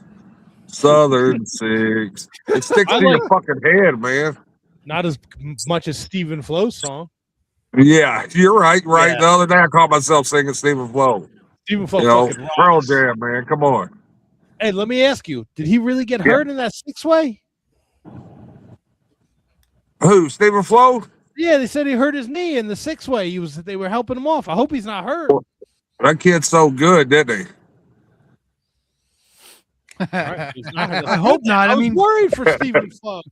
I mean, Well, that's what I'm Russo's saying. That kid's so good, or did he sell good? I don't know. You know what I'm saying? I'm asking you. I don't know, man. Vince Russo suspending everybody. They got to be careful with the guys they got left. They're bringing Yeah, in that think about fucking- that. Joe had to pay for his own shit on his own show, That's wild. you know, for his commercial. That's fucked up. And how Yeah, come that's Big crazy. Vito doesn't get suspended? He's a fucking problem. Because that's Vito's boy. I mean, Yeah, that's so- fucking Russo's boy. Look, He gets everything. look, they he known each deserves. other. They known each other since fucking 90, whatever, 89, 80s. I don't know. You know, Vito's 61. He still looks like he's fucking 40. He You know, looks he's great. in great shape. You know, Yeah, fuck. couldn't believe he wrestled cocaine last week. Yeah, yeah. I had to Yeah, help but cocaine out because he was beating the shit out of him with that kendo stick. I was like, God Yeah, it damn, was. he's up, kid. He's up. Yeah, but Vito had that bite on his neck. I wouldn't be surprised another couple of weeks Vito turns out to be a zombie. Yeah, right. So that tune in and watch and see, you know. He Also did get got a- bit in the fucking neck. He got a face full of piss too. Yeah. Well, That's some guys what I'm pay saying. extra That's for real that. life shit, man. Think about that, man. Because like here in Kentucky, you get a piss test. You know what I'm saying? When you got your license and they think you're fucking doing something, they'll give you a piss test right there on the spot. That shit really happens. But you telling me you got real life zombies though in Kentucky? I was going to say, You zombies know, it's in the they- I- face, not hold your on. real life shit. Listen, they identify as zombies. He, they, their. Fair. Holy That's fair. That's fair. I mean, but what a great tag team, though. Think about that, man. Fucking dope, right? Barnabas is, man, like- fucking got his guys and all that, you know. But We got some it's dope the- ass characters. Yeah, but it's the Russo shit too, man. Like the tag title match. Like Russo's got to go easy with that shit, you know? You can't push all your main Listen. players out the door. Yeah, but listen, you got to beat them down to build them up. Think about what I just said there. You got to beat them down to build them up. Yeah, but You know it's what I'm always saying? gotta So, It's always got to be fugazi. Somebody comes in, does a little this, does a little that. Like what's going listen, on? y'all with gonna be Matt mad. Cross? Y'all gonna be mad when Russo's champion. Oh, don't fucking say that, Tony. Come on now. You won't let that happen, Tony. No, I'm not. I'm definitely not gonna let that happen. You know, no bra and panties match either. You know, What? unless it's Whoa, unless whoa, it's we unless need it's that. unless it's Vito or Russo. No, man, Juggalette's 100%. No Ah, Vito. big- Yeah, big no, Allen. for sure. Big Allen. Vito Oh likes wow, wearing there you dresses. go. Vito likes wearing Haley- dresses. Let's not forget that. Haley J and Big Al, let them go at it. Oh, fuck There you yeah. go. Please. You know? Danny Mo, I'm not against that. Come on now. Yeah, Danny Mo. Hey, three-way. I ain't mad at three-way. I like Yeah, that. we've been watching Haley J and Big Rig Betty since wow, man. They got it. They're good. Yeah. You know, my school helped train Haley J, you know, and, you know, I got a school down here in Jeffersonville, Indiana, which is right across from Louisville. It's called Grindhouse Pro Wrestling Academy. Cheap plug. But we trained Haley J. We trained, y'all know who Billy Starks is? Oh yeah. Oh yeah. Yeah, I trained her at 14. You know, and she came in at 14 and she knew exactly what she was going to do. You know, she had a mind of an 18-year-old already at 14, and She told me exactly what she was going to do. And I said, look, as long as you get good grades, we'll train you. She got straight A's. And she signed with AEW before she turned 18. Yeah, isn't that crazy? Yeah, it's crazy how it works, man. You know, the people, you put in what you get out, you know, and that's a true story. You know, the more you put in, the more you're going to get out. I know it's probably early, and I know you probably got some prospects that you're working with right now, but anybody that we should keep an eye out for in the near future? Yeah, I got this kid called Kevo Thrives. Good looking kid, jacked up. You know, he's got everything, man. And I got the bunkhouse brawler, Robbie. Robbie Catchum, and that kid is smart. He's like on the level. I don't know if y'all like Necro Butcher. Oh yeah, Necro's but super smart. Necro Butcher could run for Senate. You know, he's that fucking smart. You know, and I remember in the mornings when you used to get up from the hotel, Necro reads the fucking paper. You know, and I look at him. I'm like, is that before or after his girlfriend? Well, during, after, whatever, whatever he wants, it's on him, man. It's his life, But I've known Necro a long time when he came from Texas down to IWA, But Necro, if I was on Who Wants to Be a Millionaire, I'd call Necro because he know the answer, But this Robbie Ketchum kid, he's like reincarnated Necro Butcher. He loves death matches, but he can wrestle. And he's a big cornbread fed motherfucker. Good kid too, and he can work. We ask all the guys that do the death matches, and I know you haven't dabbled in death matches in a while, but what was your least favorite death match weapon, to get hit with? Listen, I mean, I didn't mind getting hit with shit. Tubes, because them light tubes don't have no conscience, man. I cut my wrist real bad. I cut a main artery working Nate Webb for IWA.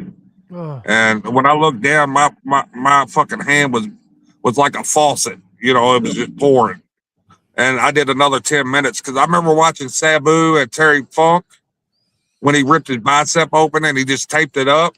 Yep. So I thought I'd be smart. I'll just tape my wrist up, I went about another 10 minutes with Nate Webb. And when I got back, they sent me straight to the hospital, and I knew it was serious then, Jesus. But light tubes, man, which I love-hate relationship with the light tubes. Okay. Fucking everything, man. Deathmatch hurts. Like I used to take them pack mats to the head, you know what I'm saying? And I have fucking a chrome fucking mohawk. No. And people, if you ever sat on one of them, they hurt, but there's a lot of crazy shit nowadays though. Think about it. They got them razor boards. Yeah. The knife boards. Them scissor boards where the shit sit like this. You know what I'm saying? Yep. Fuck that.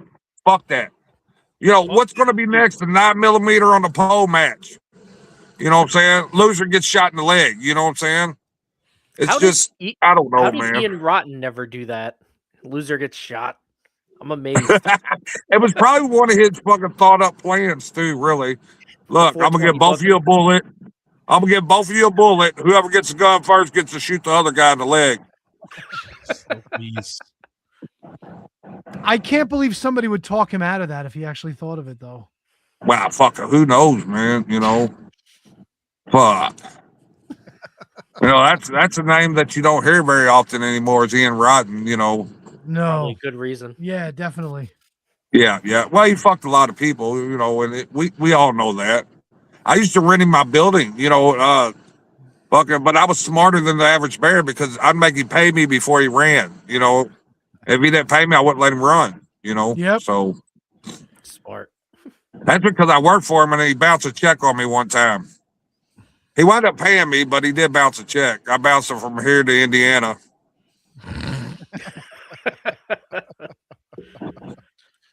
Tony, we got to ask. We ask everybody. Go ahead. When was the last time you shit your pants? Listen, so this is a true story, okay? TNA pay-per-view.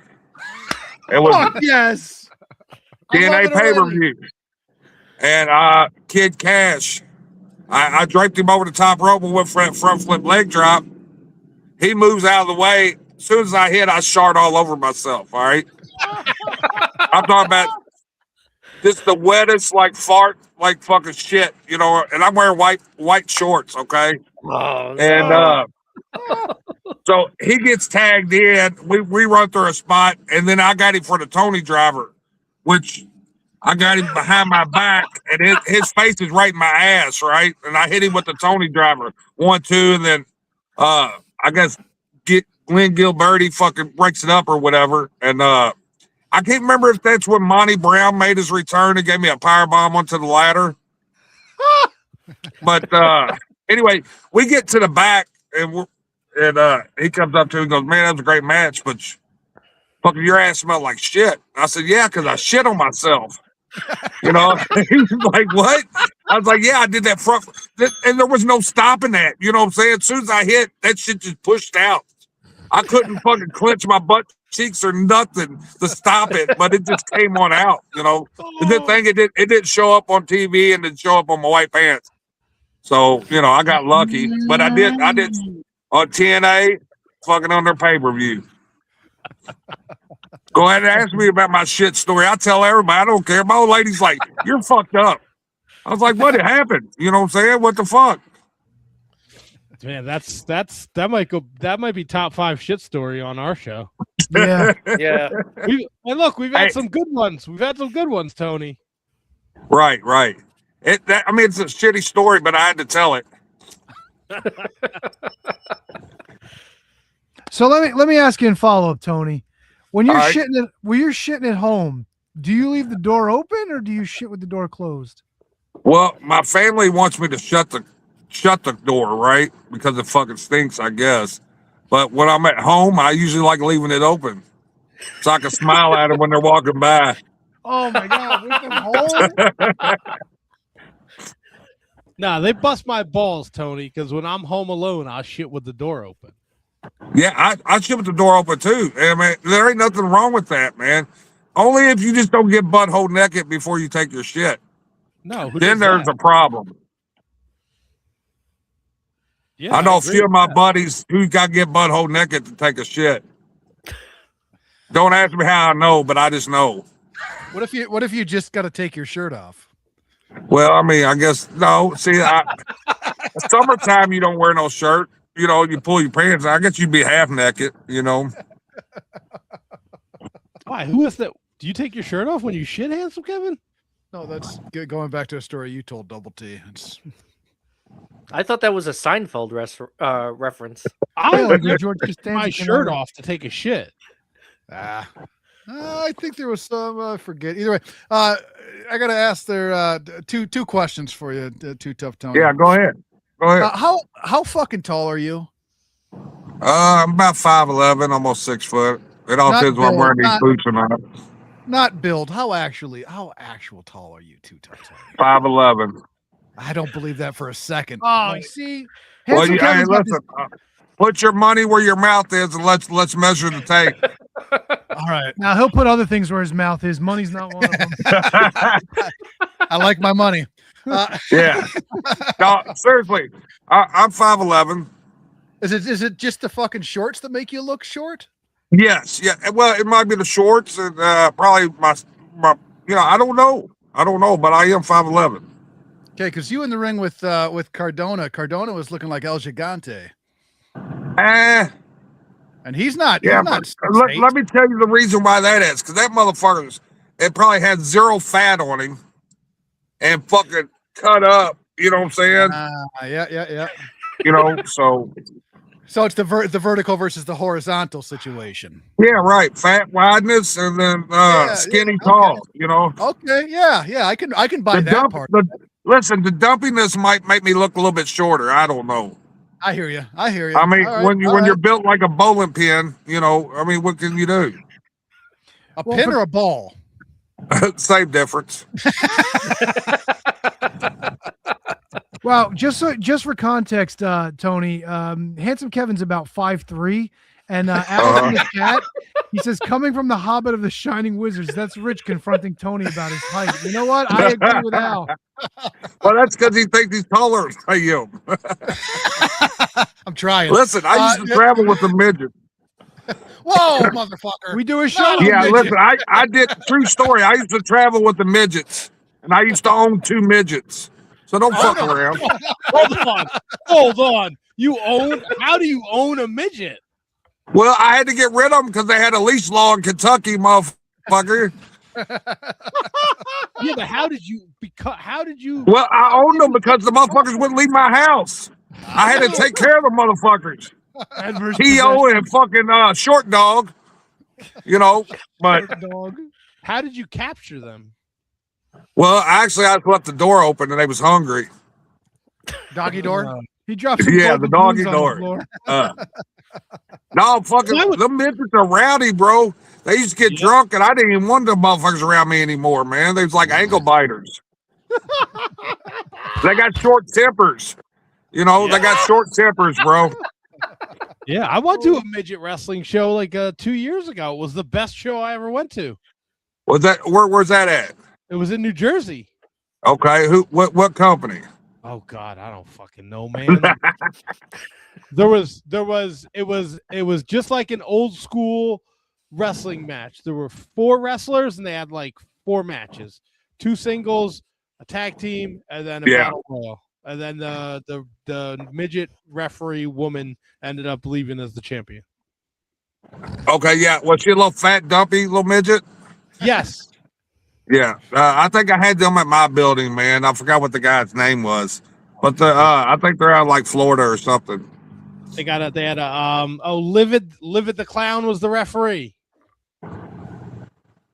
Well, the one I had at my building, it was they called her Mama or something like that, and I don't know. I don't know, but it was fucking awesome. It was awesome, man. I would love to have a couple midgets. Well, I mean, fucking going to fucking dating site, there's a couple midgets on there. I have a wife, Tony. I'm not looking to have a midget like that. That could be your side piece, and you call her little drumstick. Could you imagine Matt has a harem of little midgets like living in his house? I would love the glitter box. It would be so cool. We would do so much fun stuff together. Yeah. Hey, listen, you was saying something about Matt Cardona earlier, man. Such a great guy, man. You know what I'm saying? Even he deserves everything he got. He deserves everything he gets, man. He's worked so fucking hard, man. What a true pro, too. All except not coming back and dropping the belt back to us. But I get it. Well, I'm sure Vince Russo better have a good idea how to get this title back on you. I'm sure he does. He's got something up his sleeve.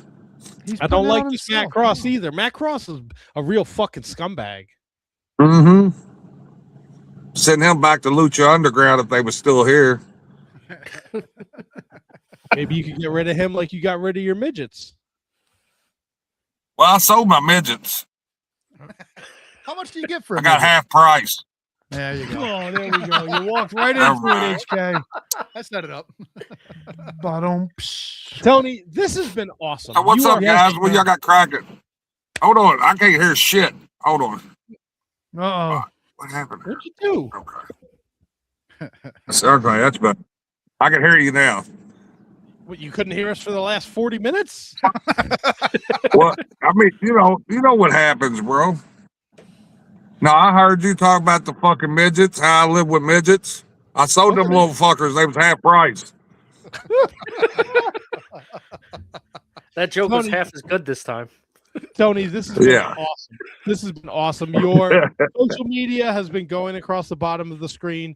We could not be happier with JCW Lunacy. This was a real treat. Hey, that's awesome. We were super excited to have you. I'm glad this worked out. Is there anything you want to leave the fans with before we let you go enjoy the rest of your Monday night? Hey, listen, just keep enjoying Lunacy. We got a bunch of shit in store. It's the best shit going right now. I'm not biased only because I'm on it or nothing, but I mean, it's the best shit going. But here's the thing, man. If it wasn't for guys like y'all putting us guys like me over on these podcasts, man, I really appreciate the Shining Wizards for having me on their podcast, man. That's no shit. And I've been trying to get with y'all the last few months, and I know my end and y'all's end and everything, but it works out for a reason. Shit, I live my life. It is what it is at the end of the day, and shit works out great, man. And keep striving because shit works out, man. Keep enjoying wrestling, and thank you guys, man. Thank you, Tony. Yeah. Anytime you want to come back on, shoot the shit, hang out, take us into the dark web so we could buy a midget, you're more than welcome to come back. Right. That's the thing. Is that fucking we always joke a lot, but I mean a lot of it's serious, man. I did own 2 midgets and got rid of them little fuckers, but listen. When I travel with the midgets, there'd be me and 4 other midgets in one bed, a twin-size bed. Sexy. So yeah, they was cheap to keep.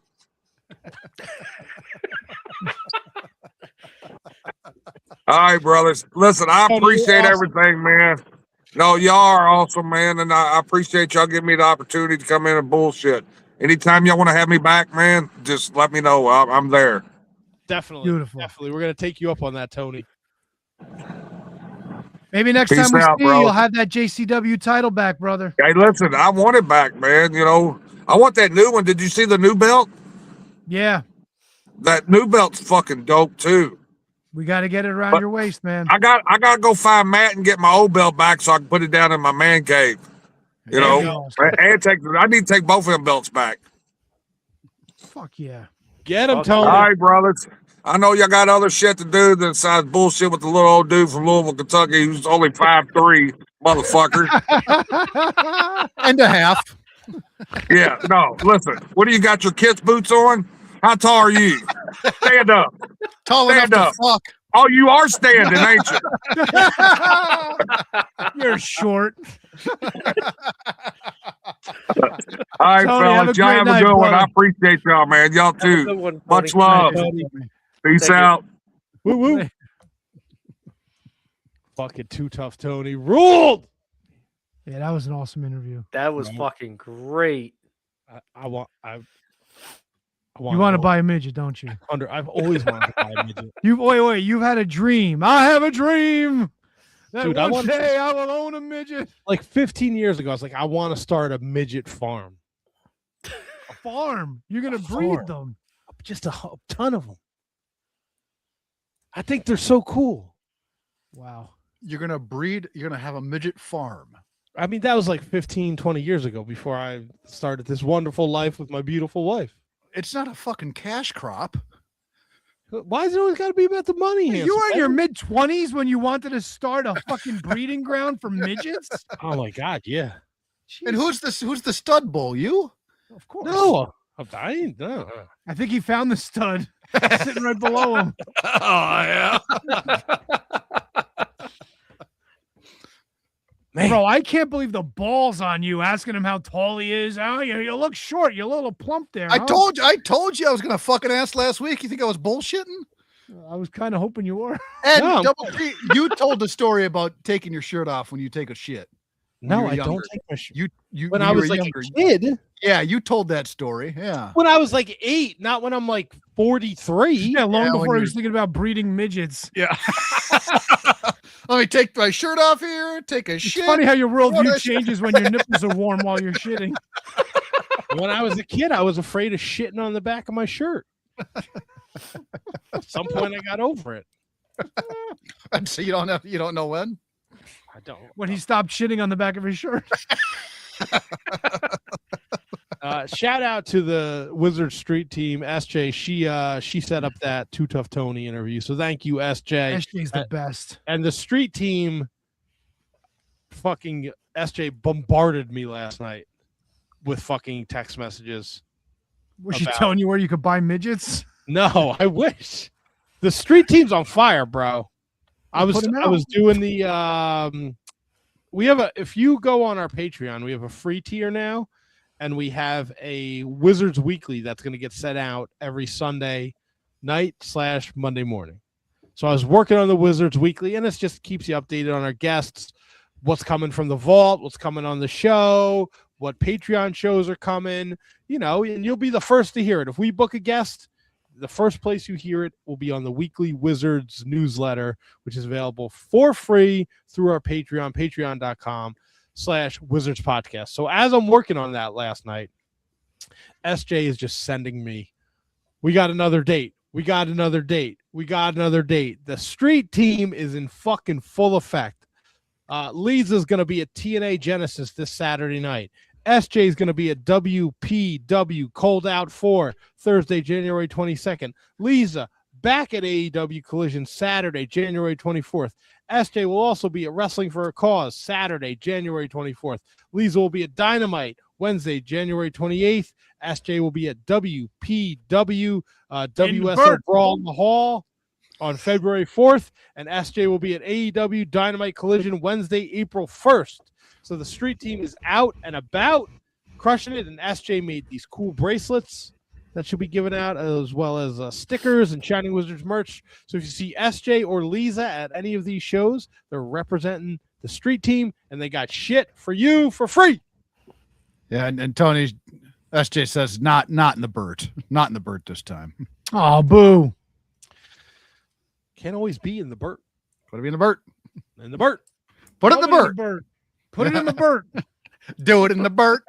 Sexy. Yeah. Do it in the Burt. Ow. No one in the Burt. Sexy. Ow. Do it in the Do Burt. it in the Burt all night long. Doing it in the Burt. Fucking awesome. Sexy. HK doing the Burt. Doing Rondo doing the Burt. Double T doing the Burt. Tony doing the Burt.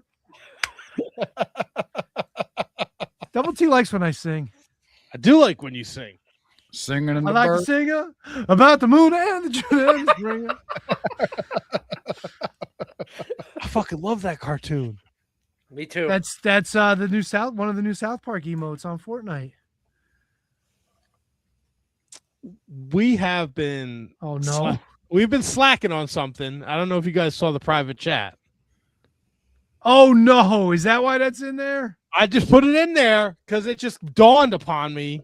I mean, this is some big news. Take down some assets here, Tony. You wanna? Oh fuck, that's right. Hey, just take the image gimmick down. Yeah.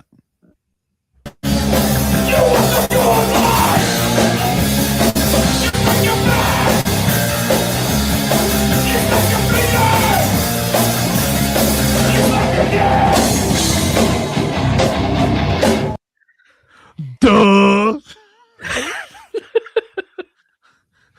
All right. So we are a couple weeks late. Right? The fucking picture. Oh my god. So it's Palaka Watch, people. Oh, it's Palaka Watch time. So January 2nd, right? I think he went and he posted on social media that he has been doing DDP yoga and that he has been sober for 2.5 months. He's put a couple pictures up, side-by-side pictures, and he does look like he is thinner and in better health in the latter of the two. He says he's lost 25 pounds with the help of DDP yoga and real DDP. He is also starting a podcast. So he's bringing it back. I believe the podcast will be called The Incredible Podcast. Oh, of course. That's incredible. Excuse me. That's incredible. Going to give that a follow right now, just so we can keep track of him there. January 26th will be his first episode. You think he no-shows it?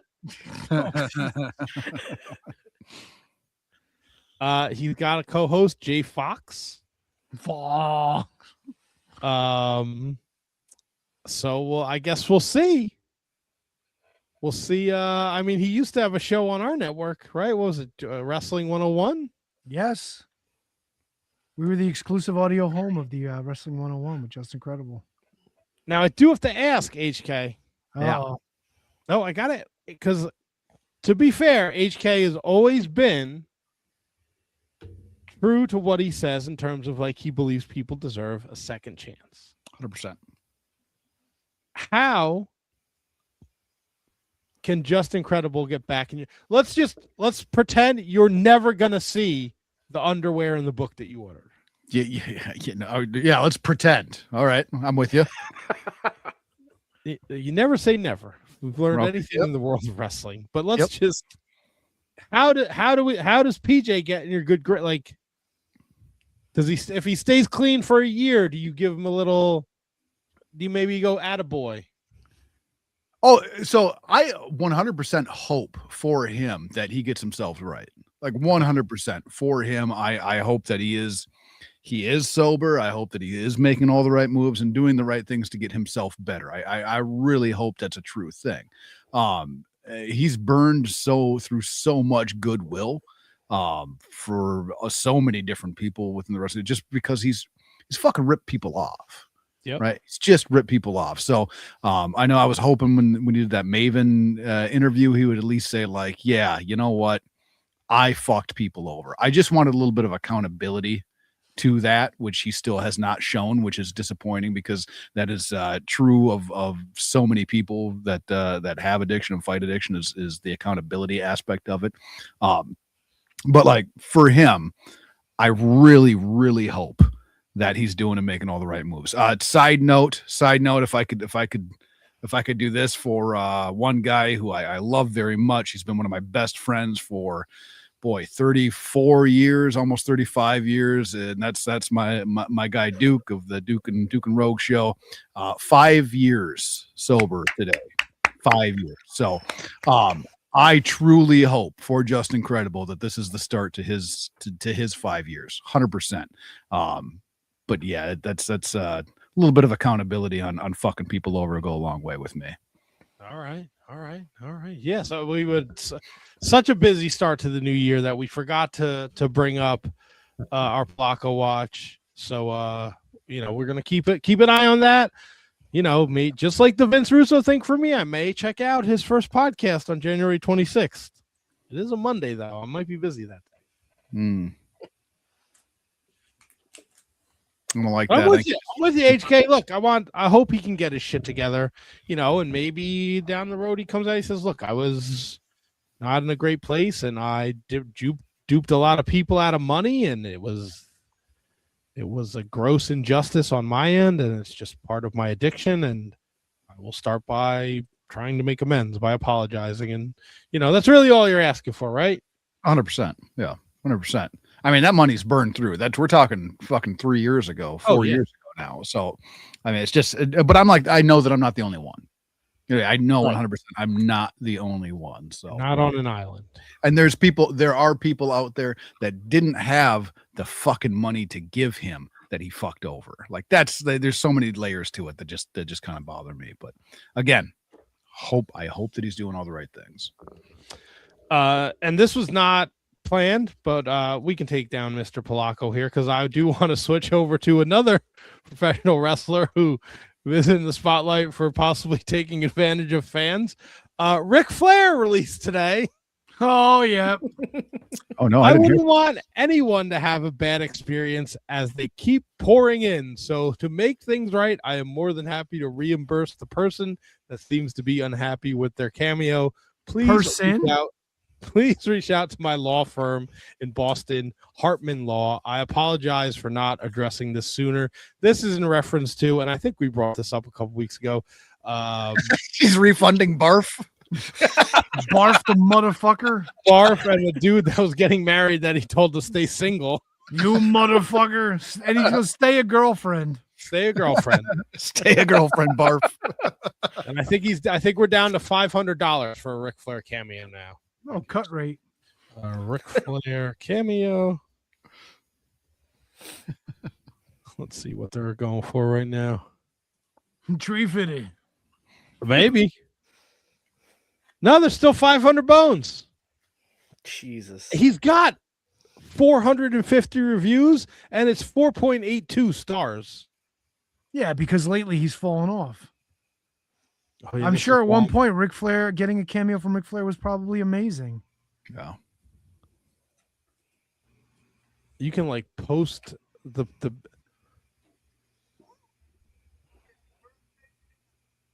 yeah, you can post, so you can, I guess you can share the cameos. Oh yeah, you could put them like the way they do it now is you have to pay a little extra no. There's something you can pay extra for, but there's actually a toggle where you can put like you don't want your cameo posted for public. Like you just make it so then when it's done, it just gets sent to you. It doesn't get posted on their page. Like they send you a private link to it. It is weird that the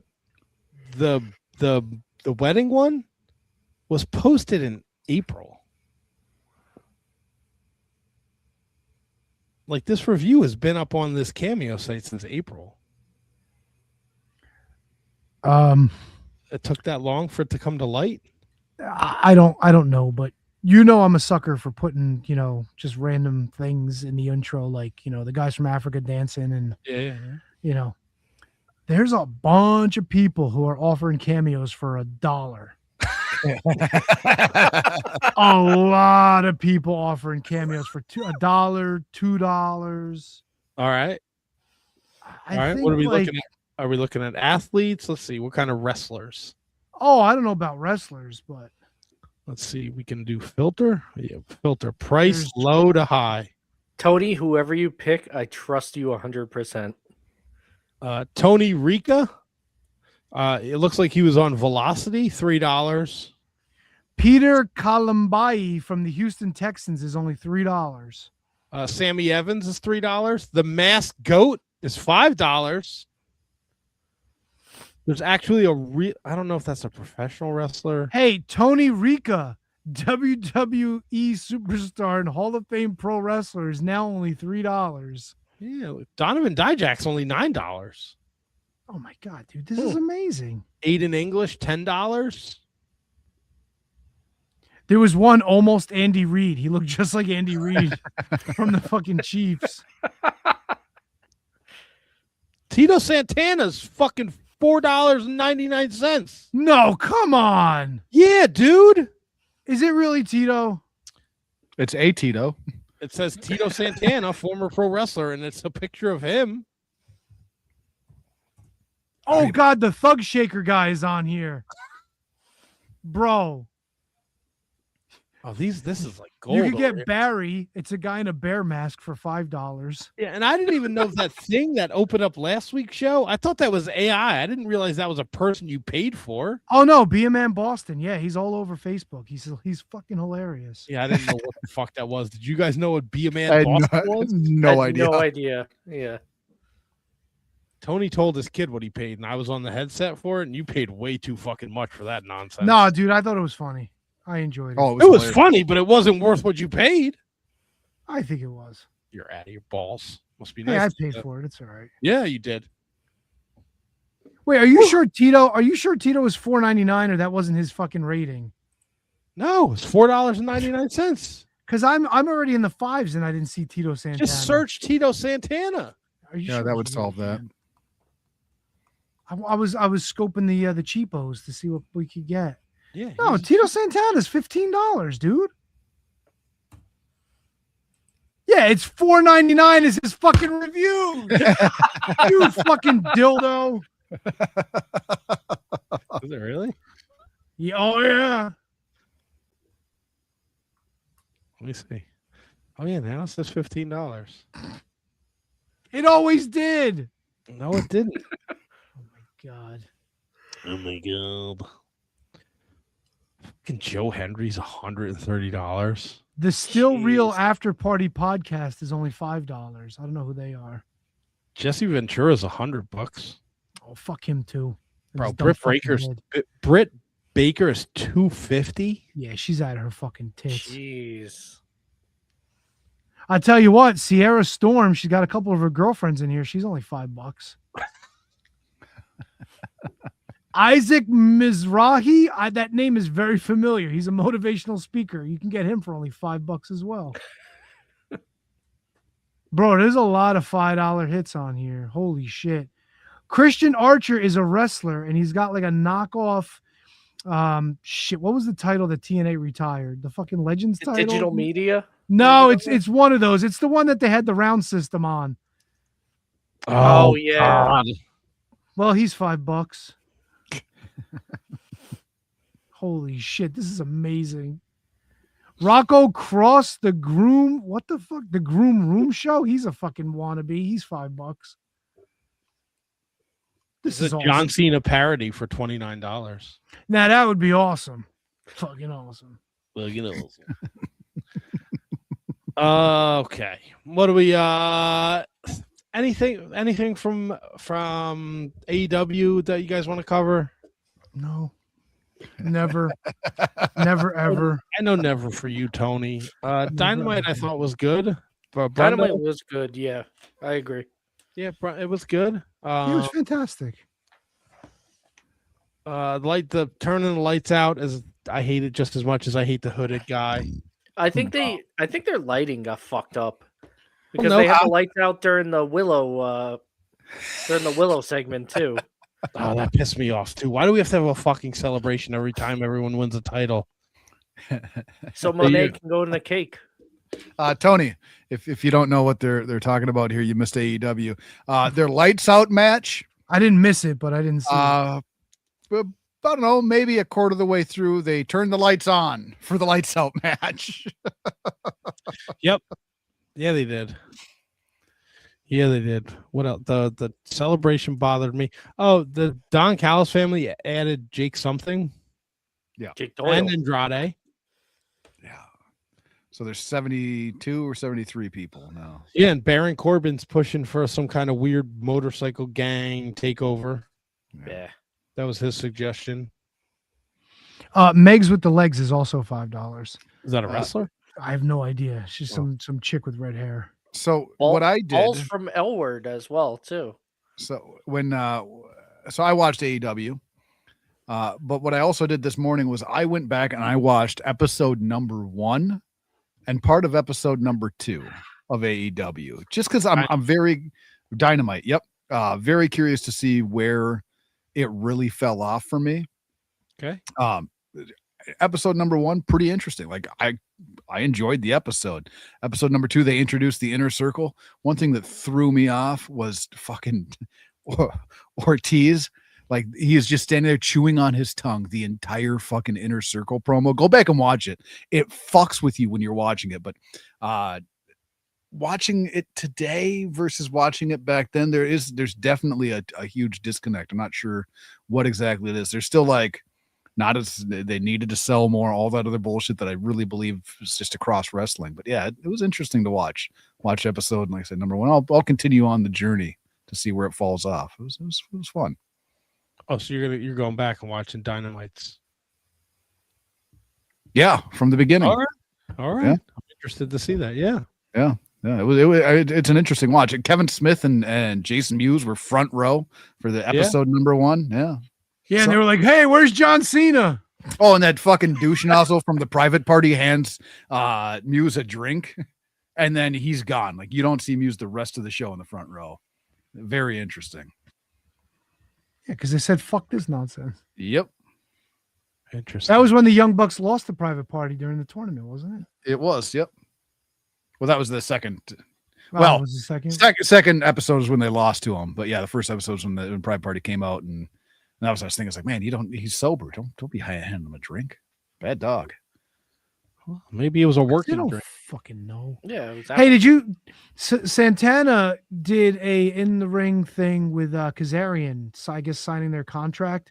Yes. And he made some comments that neither he nor Kazarian were fond of their time in AEW.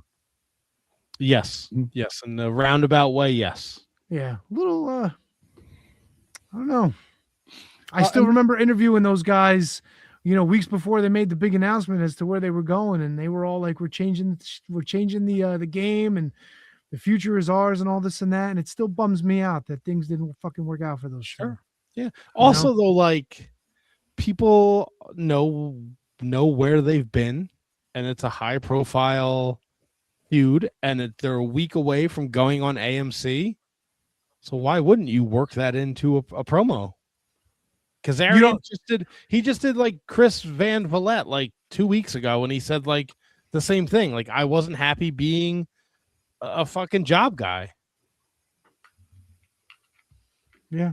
Like, work it in. You're gonna, because they're having their big match on AMC this week. They debut Thursday. AJ Styles is coming back for that. I'm excited. I'm gonna watch it 9:00 Eastern. Yeah, there's word that they're extending their relationship with WWE through 2027.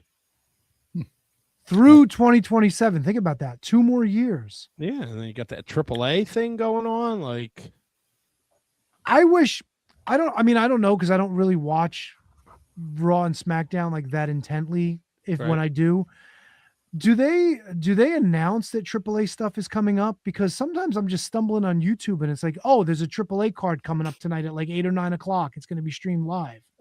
Like, that's the way I'm finding out about shit. Like, I don't see shit on the WWE social media for Facebook, and they post shit like 40 times a day. I think it's a little weird. Like, I don't notice any crossover. I'll defer to HK to that because I don't watch Raw or SmackDown. Yeah, and I rarely catch SmackDown. I always catch Raw. And now that you mentioned it, I think I'm not 100% because it's commercial free when I watch it. So, and I don't remember them doing much plugs. So they could do like pop-ups on the side, or I do remember that I have seen a plug for AAA, but I don't know if it was just because it was a Worlds Collide. You know what I mean? I'm not 100% on that. Yeah. I would wonder if they would mention it during, like, you know, like you got an El Grande match or a Dominic match. Like, yeah. Oh, you can see this guy in AAA on Friday or something like that. And Dom has that belt. Yeah. So I'm certain that they've mentioned it when Dom has come to the ring. Yeah, but he's been hurt now too. That's true. Yep.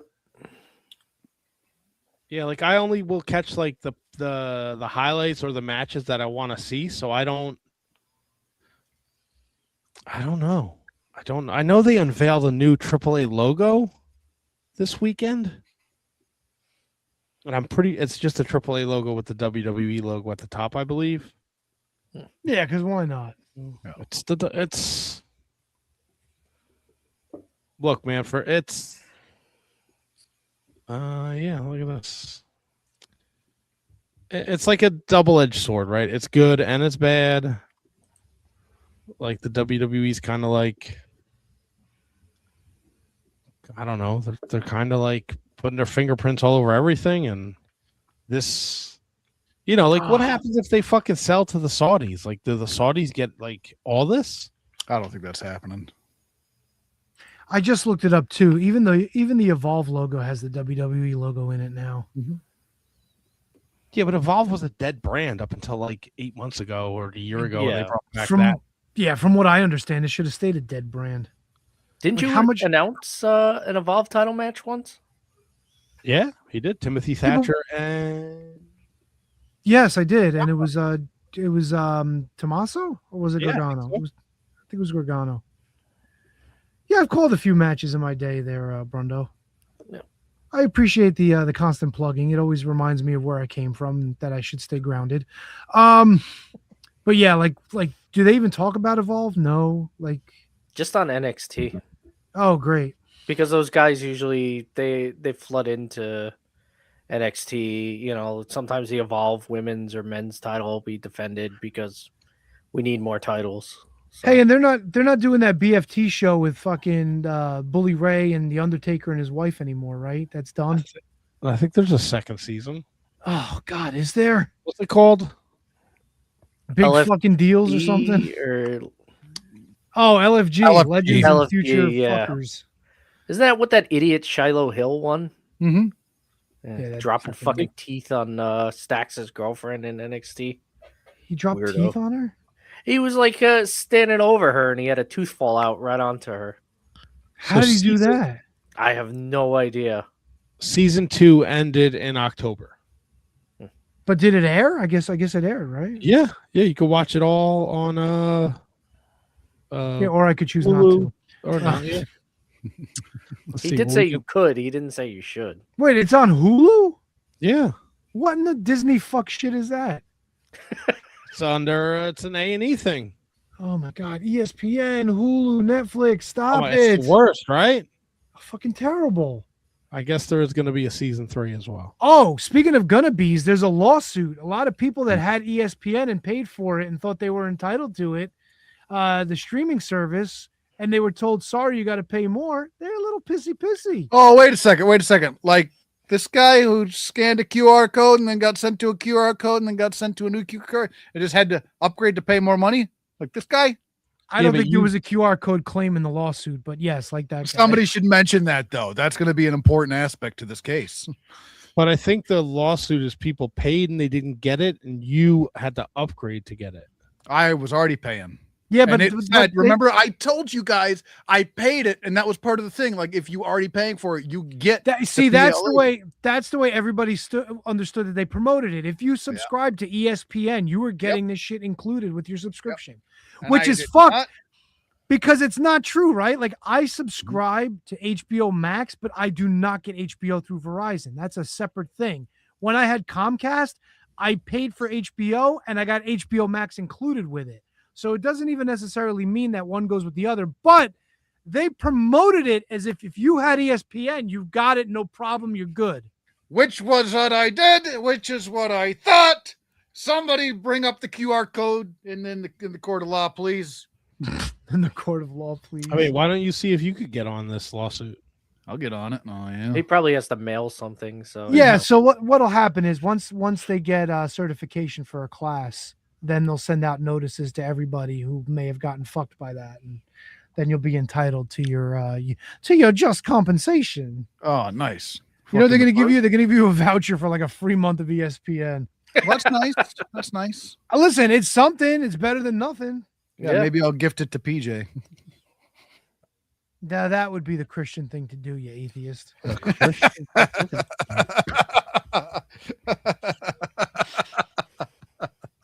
have a paper. Oh wait, Al Day chimes in. You have to scan a QR code to get your compensation. You know what? These days I've seen the postcards with the QR codes, so he's probably right. I'm fucked. Well, Molly will help you out. Come on. Yeah. Oh, that'd be nice of her. Yeah, you can put her back on the lawn then. Yeah. Welcome back, babe. Yeah, let's put our wives back on the lawn. Come on. Yeah, let's put our wives out on the lawn. Yeah, where they belong, right? Am I right? Yeah, in the Burt. Breed the midgets. Put the wives on the lawn. That's what we're doing in 2026. Breed them in the Burt. Last pay-per-view. Sexy. Sorry, Double T. Go ahead. You're good. I want to. No, you were frozen and not moving. I thought maybe you got angry at us and you were just leaning away from the microphone. The old laptop, bane of my existence. Last pay-per-view of the year is Saturday, TNA Genesis. So what? Brundo's 2 back, I believe. 2 back, yeah. Ooh, You've been 2 back for a while. Yeah. Maybe this is your show. Now, Brundo, do you wait to see what? Do you have a game plan here? Or are you just gonna pick what you want to pick? Or are you gonna wait to see? I'm not gonna make stupid picks. That's for sure. Yeah, but you're probably gonna have to. Yeah, but then I'm gonna still lose. Yeah, but but you got to shoot your shot. Like, and TNA's like it's a mixed bag. Yeah. TNA really fucked us all at the one that. Nobody took Kazarian last time, right? No. Yeah. Like, Mike Santana's gonna fucking retain the title, right? He just won the fucking thing. Nope. Yeah, interesting. This is still anybody's fucking game. And Brundo, Tony does his homework on Facebook. So if you just watch the AMC show Thursday night, you'll have a better, maybe an inside track. It's possible. Nope. I'd wait and see what Tony's picks are. I'm just saying. You can. I don't give a shit. I don't believe in the secret ballot nonsense. You want to wait for my picks? Ballot. I just want to see what Tony's thinking. Just pick everything the complete opposite of what I picked, and you got it. You can't fall out of second place. Yeah, I was going to ask if He could. Yeah. You can't come in last. Let's put it that way. I have fully put my stamp on last place. Do you even try? Yes, of course I try. Short of a fucking HK collapse. Like his rectum? Damn near killed him. What if there's like 3 matches on there where it's like the super duper gauntlet match where everybody's TBA? Like if there's a bunch of them, Well, they got 1, 2, 3, 4, Oh, 5, I mean, 7 we'll of have- them right now, and none of them are like that. So Yeah. You have a clearer picture after Thursday night. So Friday you'll know, but right now we know AJ Francis. Oh, the Francis. the Francis. Francis, AJ Shane Francis, Douglas. Rich Swan, AJ Elijah. Cut the Mustafa damn Ali. music.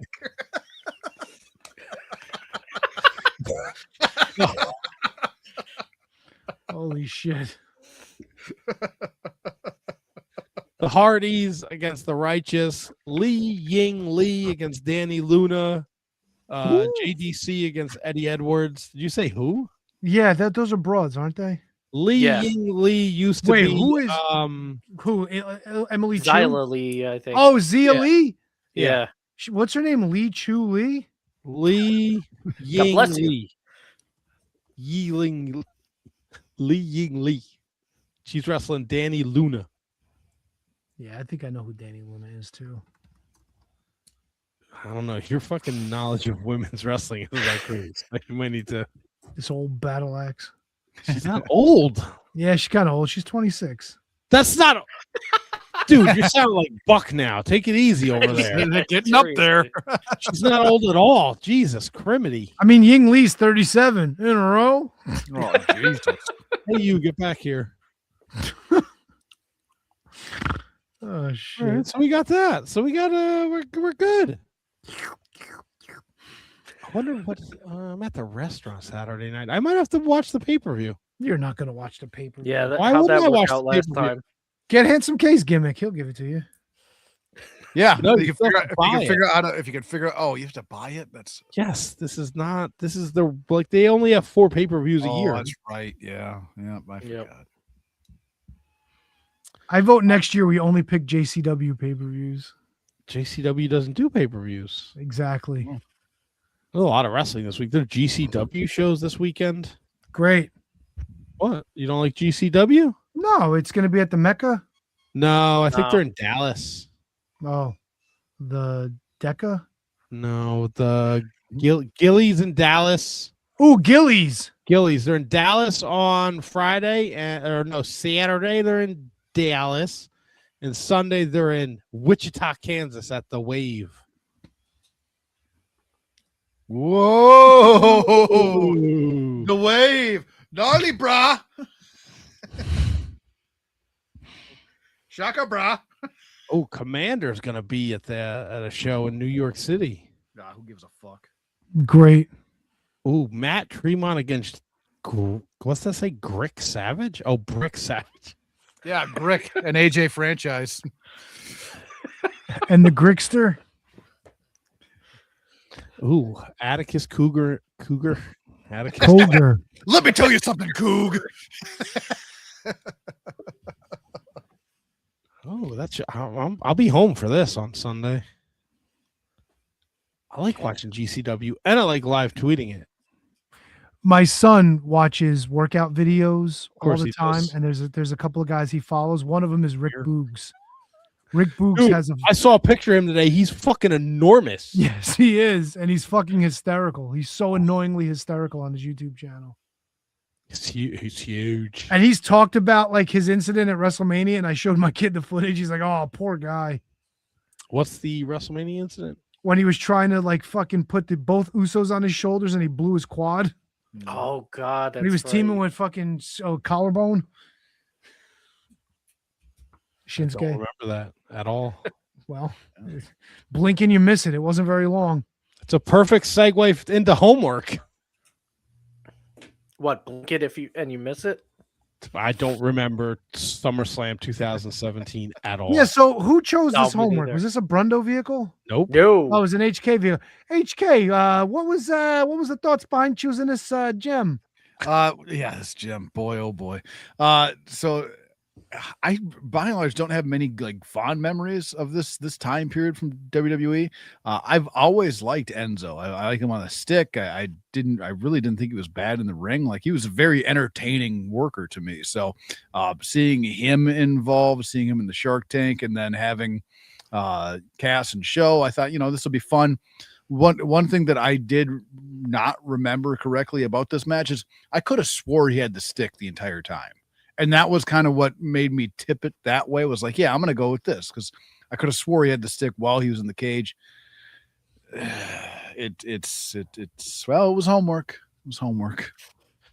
It was definitely so. I don't know about you guys, but I caught the video leading up to the match because I had no fucking idea what same here was going on here. I think I said this last week, couldn't tell you a single match from SummerSlam 2017 if you asked me. But the genesis, I guess, the story is Enzo is no longer with Cass. He has befriended the Big Show. Whoa! The Big Show is feuding with Cass. Cass has enlisted the Good Brothers to help him in this battle against the Big Show and Enzo. I guess at some point the Shark Cage is brought into this, and then the Raw before SummerSlam, Big Show gets his hand smashed in the door of the Shark Cage, and this will affect the match. Enzo comes out, and I'm with you, HK. I'm like, man, how is this dude not, like, I know he got shafted with the sexual accusations, but like, he's good on the shtick. People were into him. Like, he's fucking highly entertaining. I'm like, how is he not? And then he gets in the ring, and then he keeps talking, and I'm like, what the fuck is he babbling on about? Yeah, did you feel like they kind of hung him out to dry a little bit, though? Because his promo went a little bit too long, and it felt like it didn't need to. And then it felt like he was just kind of dragging because there was nothing more for him to say. If he would have cut it a little bit earlier, I think he would have been just fine if he would have cut it earlier. But then it just seemed like he was like, all right, fall back on the hometown references and bullshit. And he was so good. This is like it's a weird fucking time. That part was super frustrating for me. Brundlefly? I'll give you a plus. Booker T was on commentary, and he didn't want to make me rip my ears off. Yeah, different Booker T. I'm with you. Yeah, Booker T with Vince in his ears, is a fucking better Booker T. But yeah, this match felt like it was backwards. Like normally, like you put like the heel manager in the Shark Cage, and you put him up there so he doesn't get involved, and he tries to drop something down. Not like the short good guy. Like it also, it didn't hit from there. Like the guy in the cage is supposed to be afraid of being like in the yeah. Typically, like the guy that has to go up in the cage doesn't want to be in the cage. Like Enzo's like fucking dancing and jumping around and yelling and screaming. And then, I mean, there's parts of the match that really fucking annoy me. But like when Big Show purposely puts his arm inside of his sling, like what? What? Why? And Enzo sneaks down just to get his face kicked off. Fucking like, I'm out of the cage. See ya. Fucking pants off. Fuck out of here. Yeah. It felt like nobody gave a shit in the crowd either. Tony, I still, as we sit here, have no idea who was supposed to be the heel and who was supposed to be the face in this match. I have no idea. So Enzo, who turned on who? Enzo turned on Cass? Cass no, turned on vice versa. But like, I don't know. Like the only thing people gave a shit about was Enzo. Nobody cared about Big Show. Nobody cared about Cass. I still didn't know who was really supposed to be the face. And why did it take him fucking 10 minutes to figure out that he could slide out of the bars? Why didn't he do it immediately? Like, listen, the match itself, for what it was, it had a good story. I hate to use Brundo's fucking cliche clutch line. I didn't mind the match all that much, but nobody really gave a shit.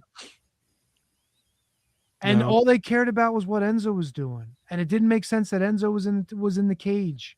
It really didn't. Yeah. Put the Good Brothers in the cage. For what reason, I don't know, but it would make more sense if Cass is the bad guy. But I didn't even get that feeling. I really didn't. I watched the pre-video. I still had no idea who the good guy was. All I know is the people loved Enzo. Yeah, look, when he hit the first side slam, Big Show, and he like that was okay. That makes sense. Like that's how you fall with that. He sold the injury, but like then he's like, look, I don't remember any 2017, but I'm pretty sure the Big Show never tried to climb up to the fucking second buckle ever. No, was he that did like once. the thing he was doing? He did once because I remember he fucking crotched himself and he screamed for like 20 minutes. What match was that? Was that That was against match? Roman Reigns, and Roman Roman Reigns Reigns. cracked up. Yeah, and he's just laying on the fucking turnbuckles going like, and Roman Reigns lost his shit. Like, I don't know, less is more, right? I get his hand is hurt, like the sidewalk slam, that made perfect sense, right? Like he can't goozle him with that hand, okay. But like trying to get up on the second rope, like I don't know how often the Big Show was doing it in 2017, but it didn't make sense to me. Yeah. I give him credit for selling that he couldn't use his right hand, but then he still throws the fucking punch 2 minutes into the match. But it doesn't pin him. No, it didn't have the power behind it. And how come the Good Brothers weren't out there? Great question. They did. Why would they need to? He kicked Enzo's face off, and then he beats Big Show, leaves them both laying. What does he need help for? I don't know, because Big Show lost and he had a fucking assistant. Like They were probably losing to the Usos or something earlier on that show. this was just a really weird fucking situation. The match itself, like a lot of it made sense, but in the grand scheme of things, Yeah. I gotta run to the chat real quick. Matthew Birch says, "Is this around the time when Big Cass had the entrance video where that it would say Big Cass, and if he held up his arm, it would cover the C and read Big Ass?" I watched his whole entrance just to see if this actually was it, but it wasn't where the picture. No, that was against Daniel Bryan where he held up the thing and it just said Big Ass in the background. That was my most exciting part of the match. Yeah, this Sorry, was, HK. this was. Oh yeah, no, I mean, don't apologize to me, Brundlefly. I was not a fan of this at all. Like I was disappointed. And the other thing, I remembered it so much like because there was a match where Jerry the King was in a Shark Tank, and he had the stick the entire match. And I remember, but how long can you hear bada bing, bada boom, you know? Yeah. But like this, it wasn't there. And I was hoping for some gold. I mean, Enzo's a guy that I'll go back and watch like the YouTube videos of just his promos, just because I get such enjoyment out of it. Just what a miss. What a miss. Not a fan. They put him in the cage because he was the only thing that was going to get anybody over in this match, and it just didn't work. To have him murdered the way he was and not factor in like any further, bad. I mean, they put over Big Cass. Mm-hmm. He's like the next big guy. They put him over on commentary that he was out on his own. Yeah, I mean, he got a win against the former WWF champion. Yeah.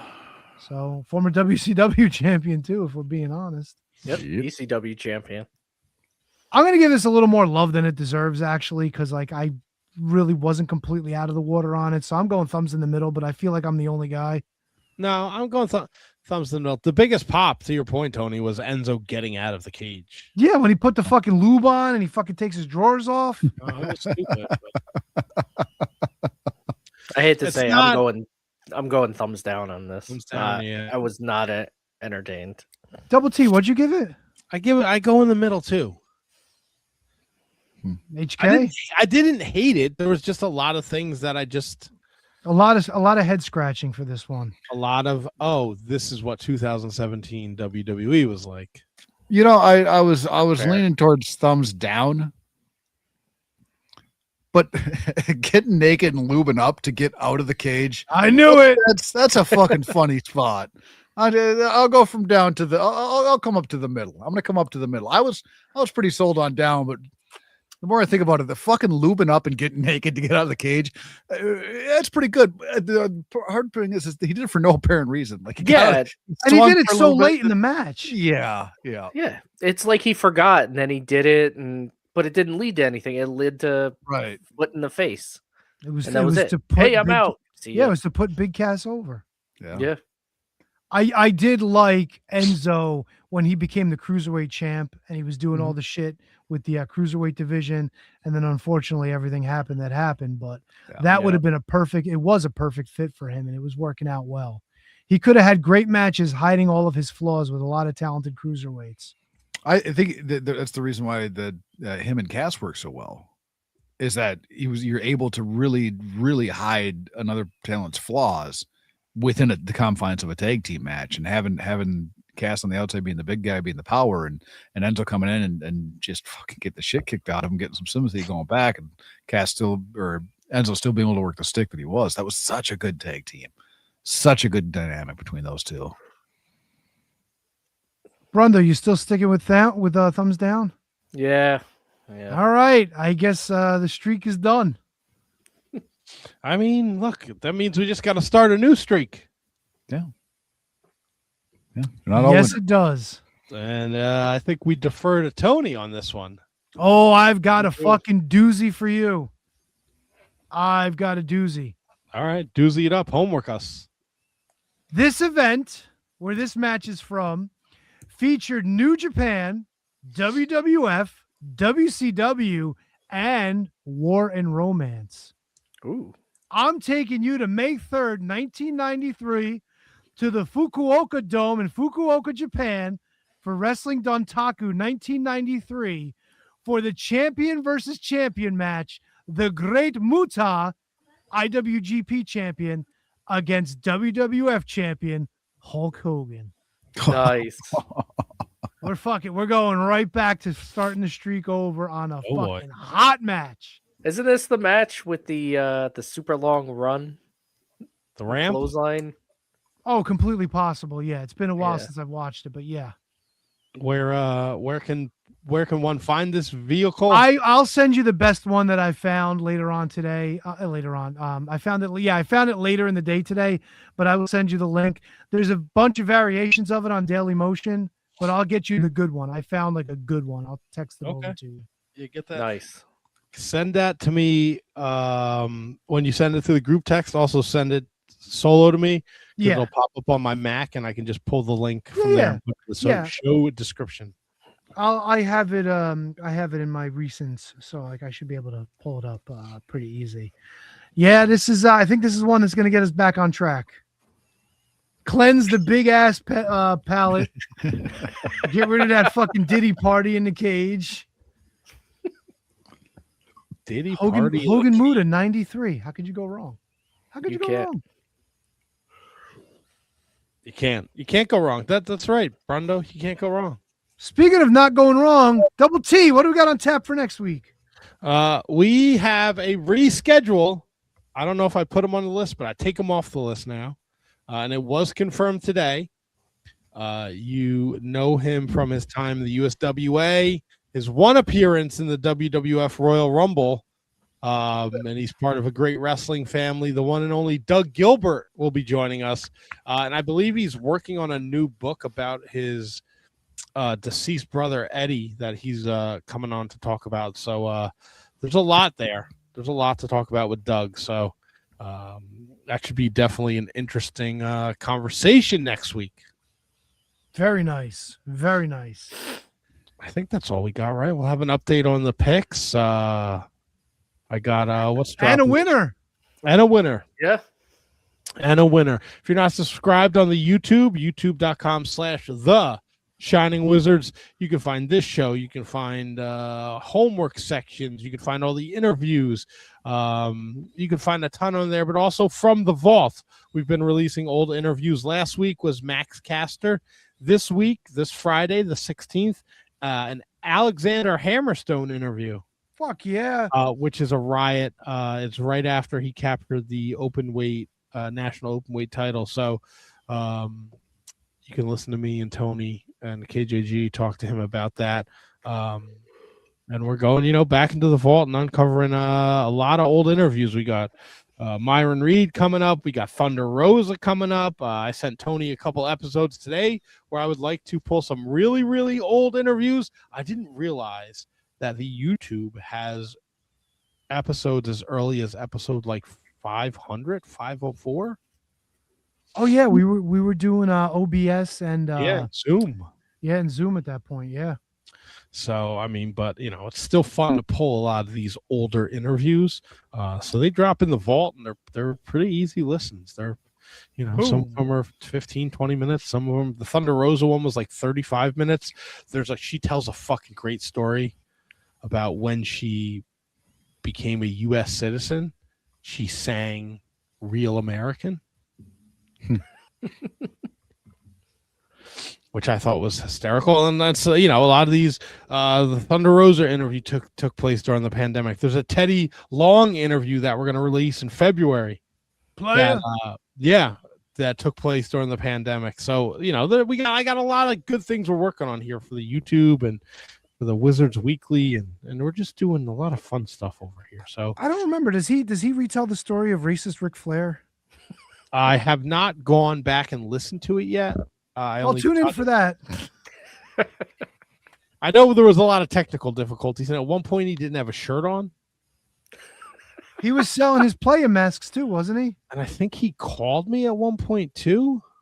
He might have a box of those masks somewhere. I wonder how much he'd be willing to unload them for. I wonder if I have his number. Oh my God, I would love to sell fucking Teddy Long player masks on our merch page. Yeah, see, Mossbox got it. Is that the interview where Teddy showed us his abs? Yes. I think it was, yes. Yeah. So, all right. All that's coming up on the YouTube. So please go over there. If you're not subscribed, subscribe. It does way more than you think it does. And it's absolutely free. And if you're looking for people showing us ass, don't forget, folks, Proud of My Cheeks will return next week at its regularly scheduled time. And with that, we cue the music. This has been a production of the Shining Wizards Network. For everything Shining Wizards, visit shiningwizards.com. And don't forget to listen to all the great shows of the Shining Wizards Network. We would like to thank those that support us on our Patreon at the executive producer level and the producer level.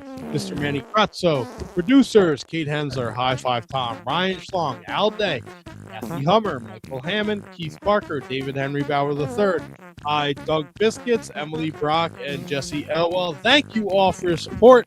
Thank you all to those who support at the $3 and $1 level as well. And please sign up to the free level.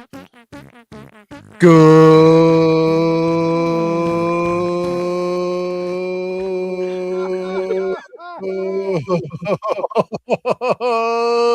night, Diana. Where'd you get the Tito Santana doll? What is that? What is that? That's Conan? That's enough. Is that really Conan? Yeah. Holy shit. Doesn't look like Conan. Sure. Conan. Thanks. Whatever you Doesn't say. look very bowdy. It's bowdy. Vampiro gives it a fart. Stop making fun of me, okay? Yeah. Don't make fun of me. Oh no. Oh no. No, they're bad. The old people are bad. You got to watch for them.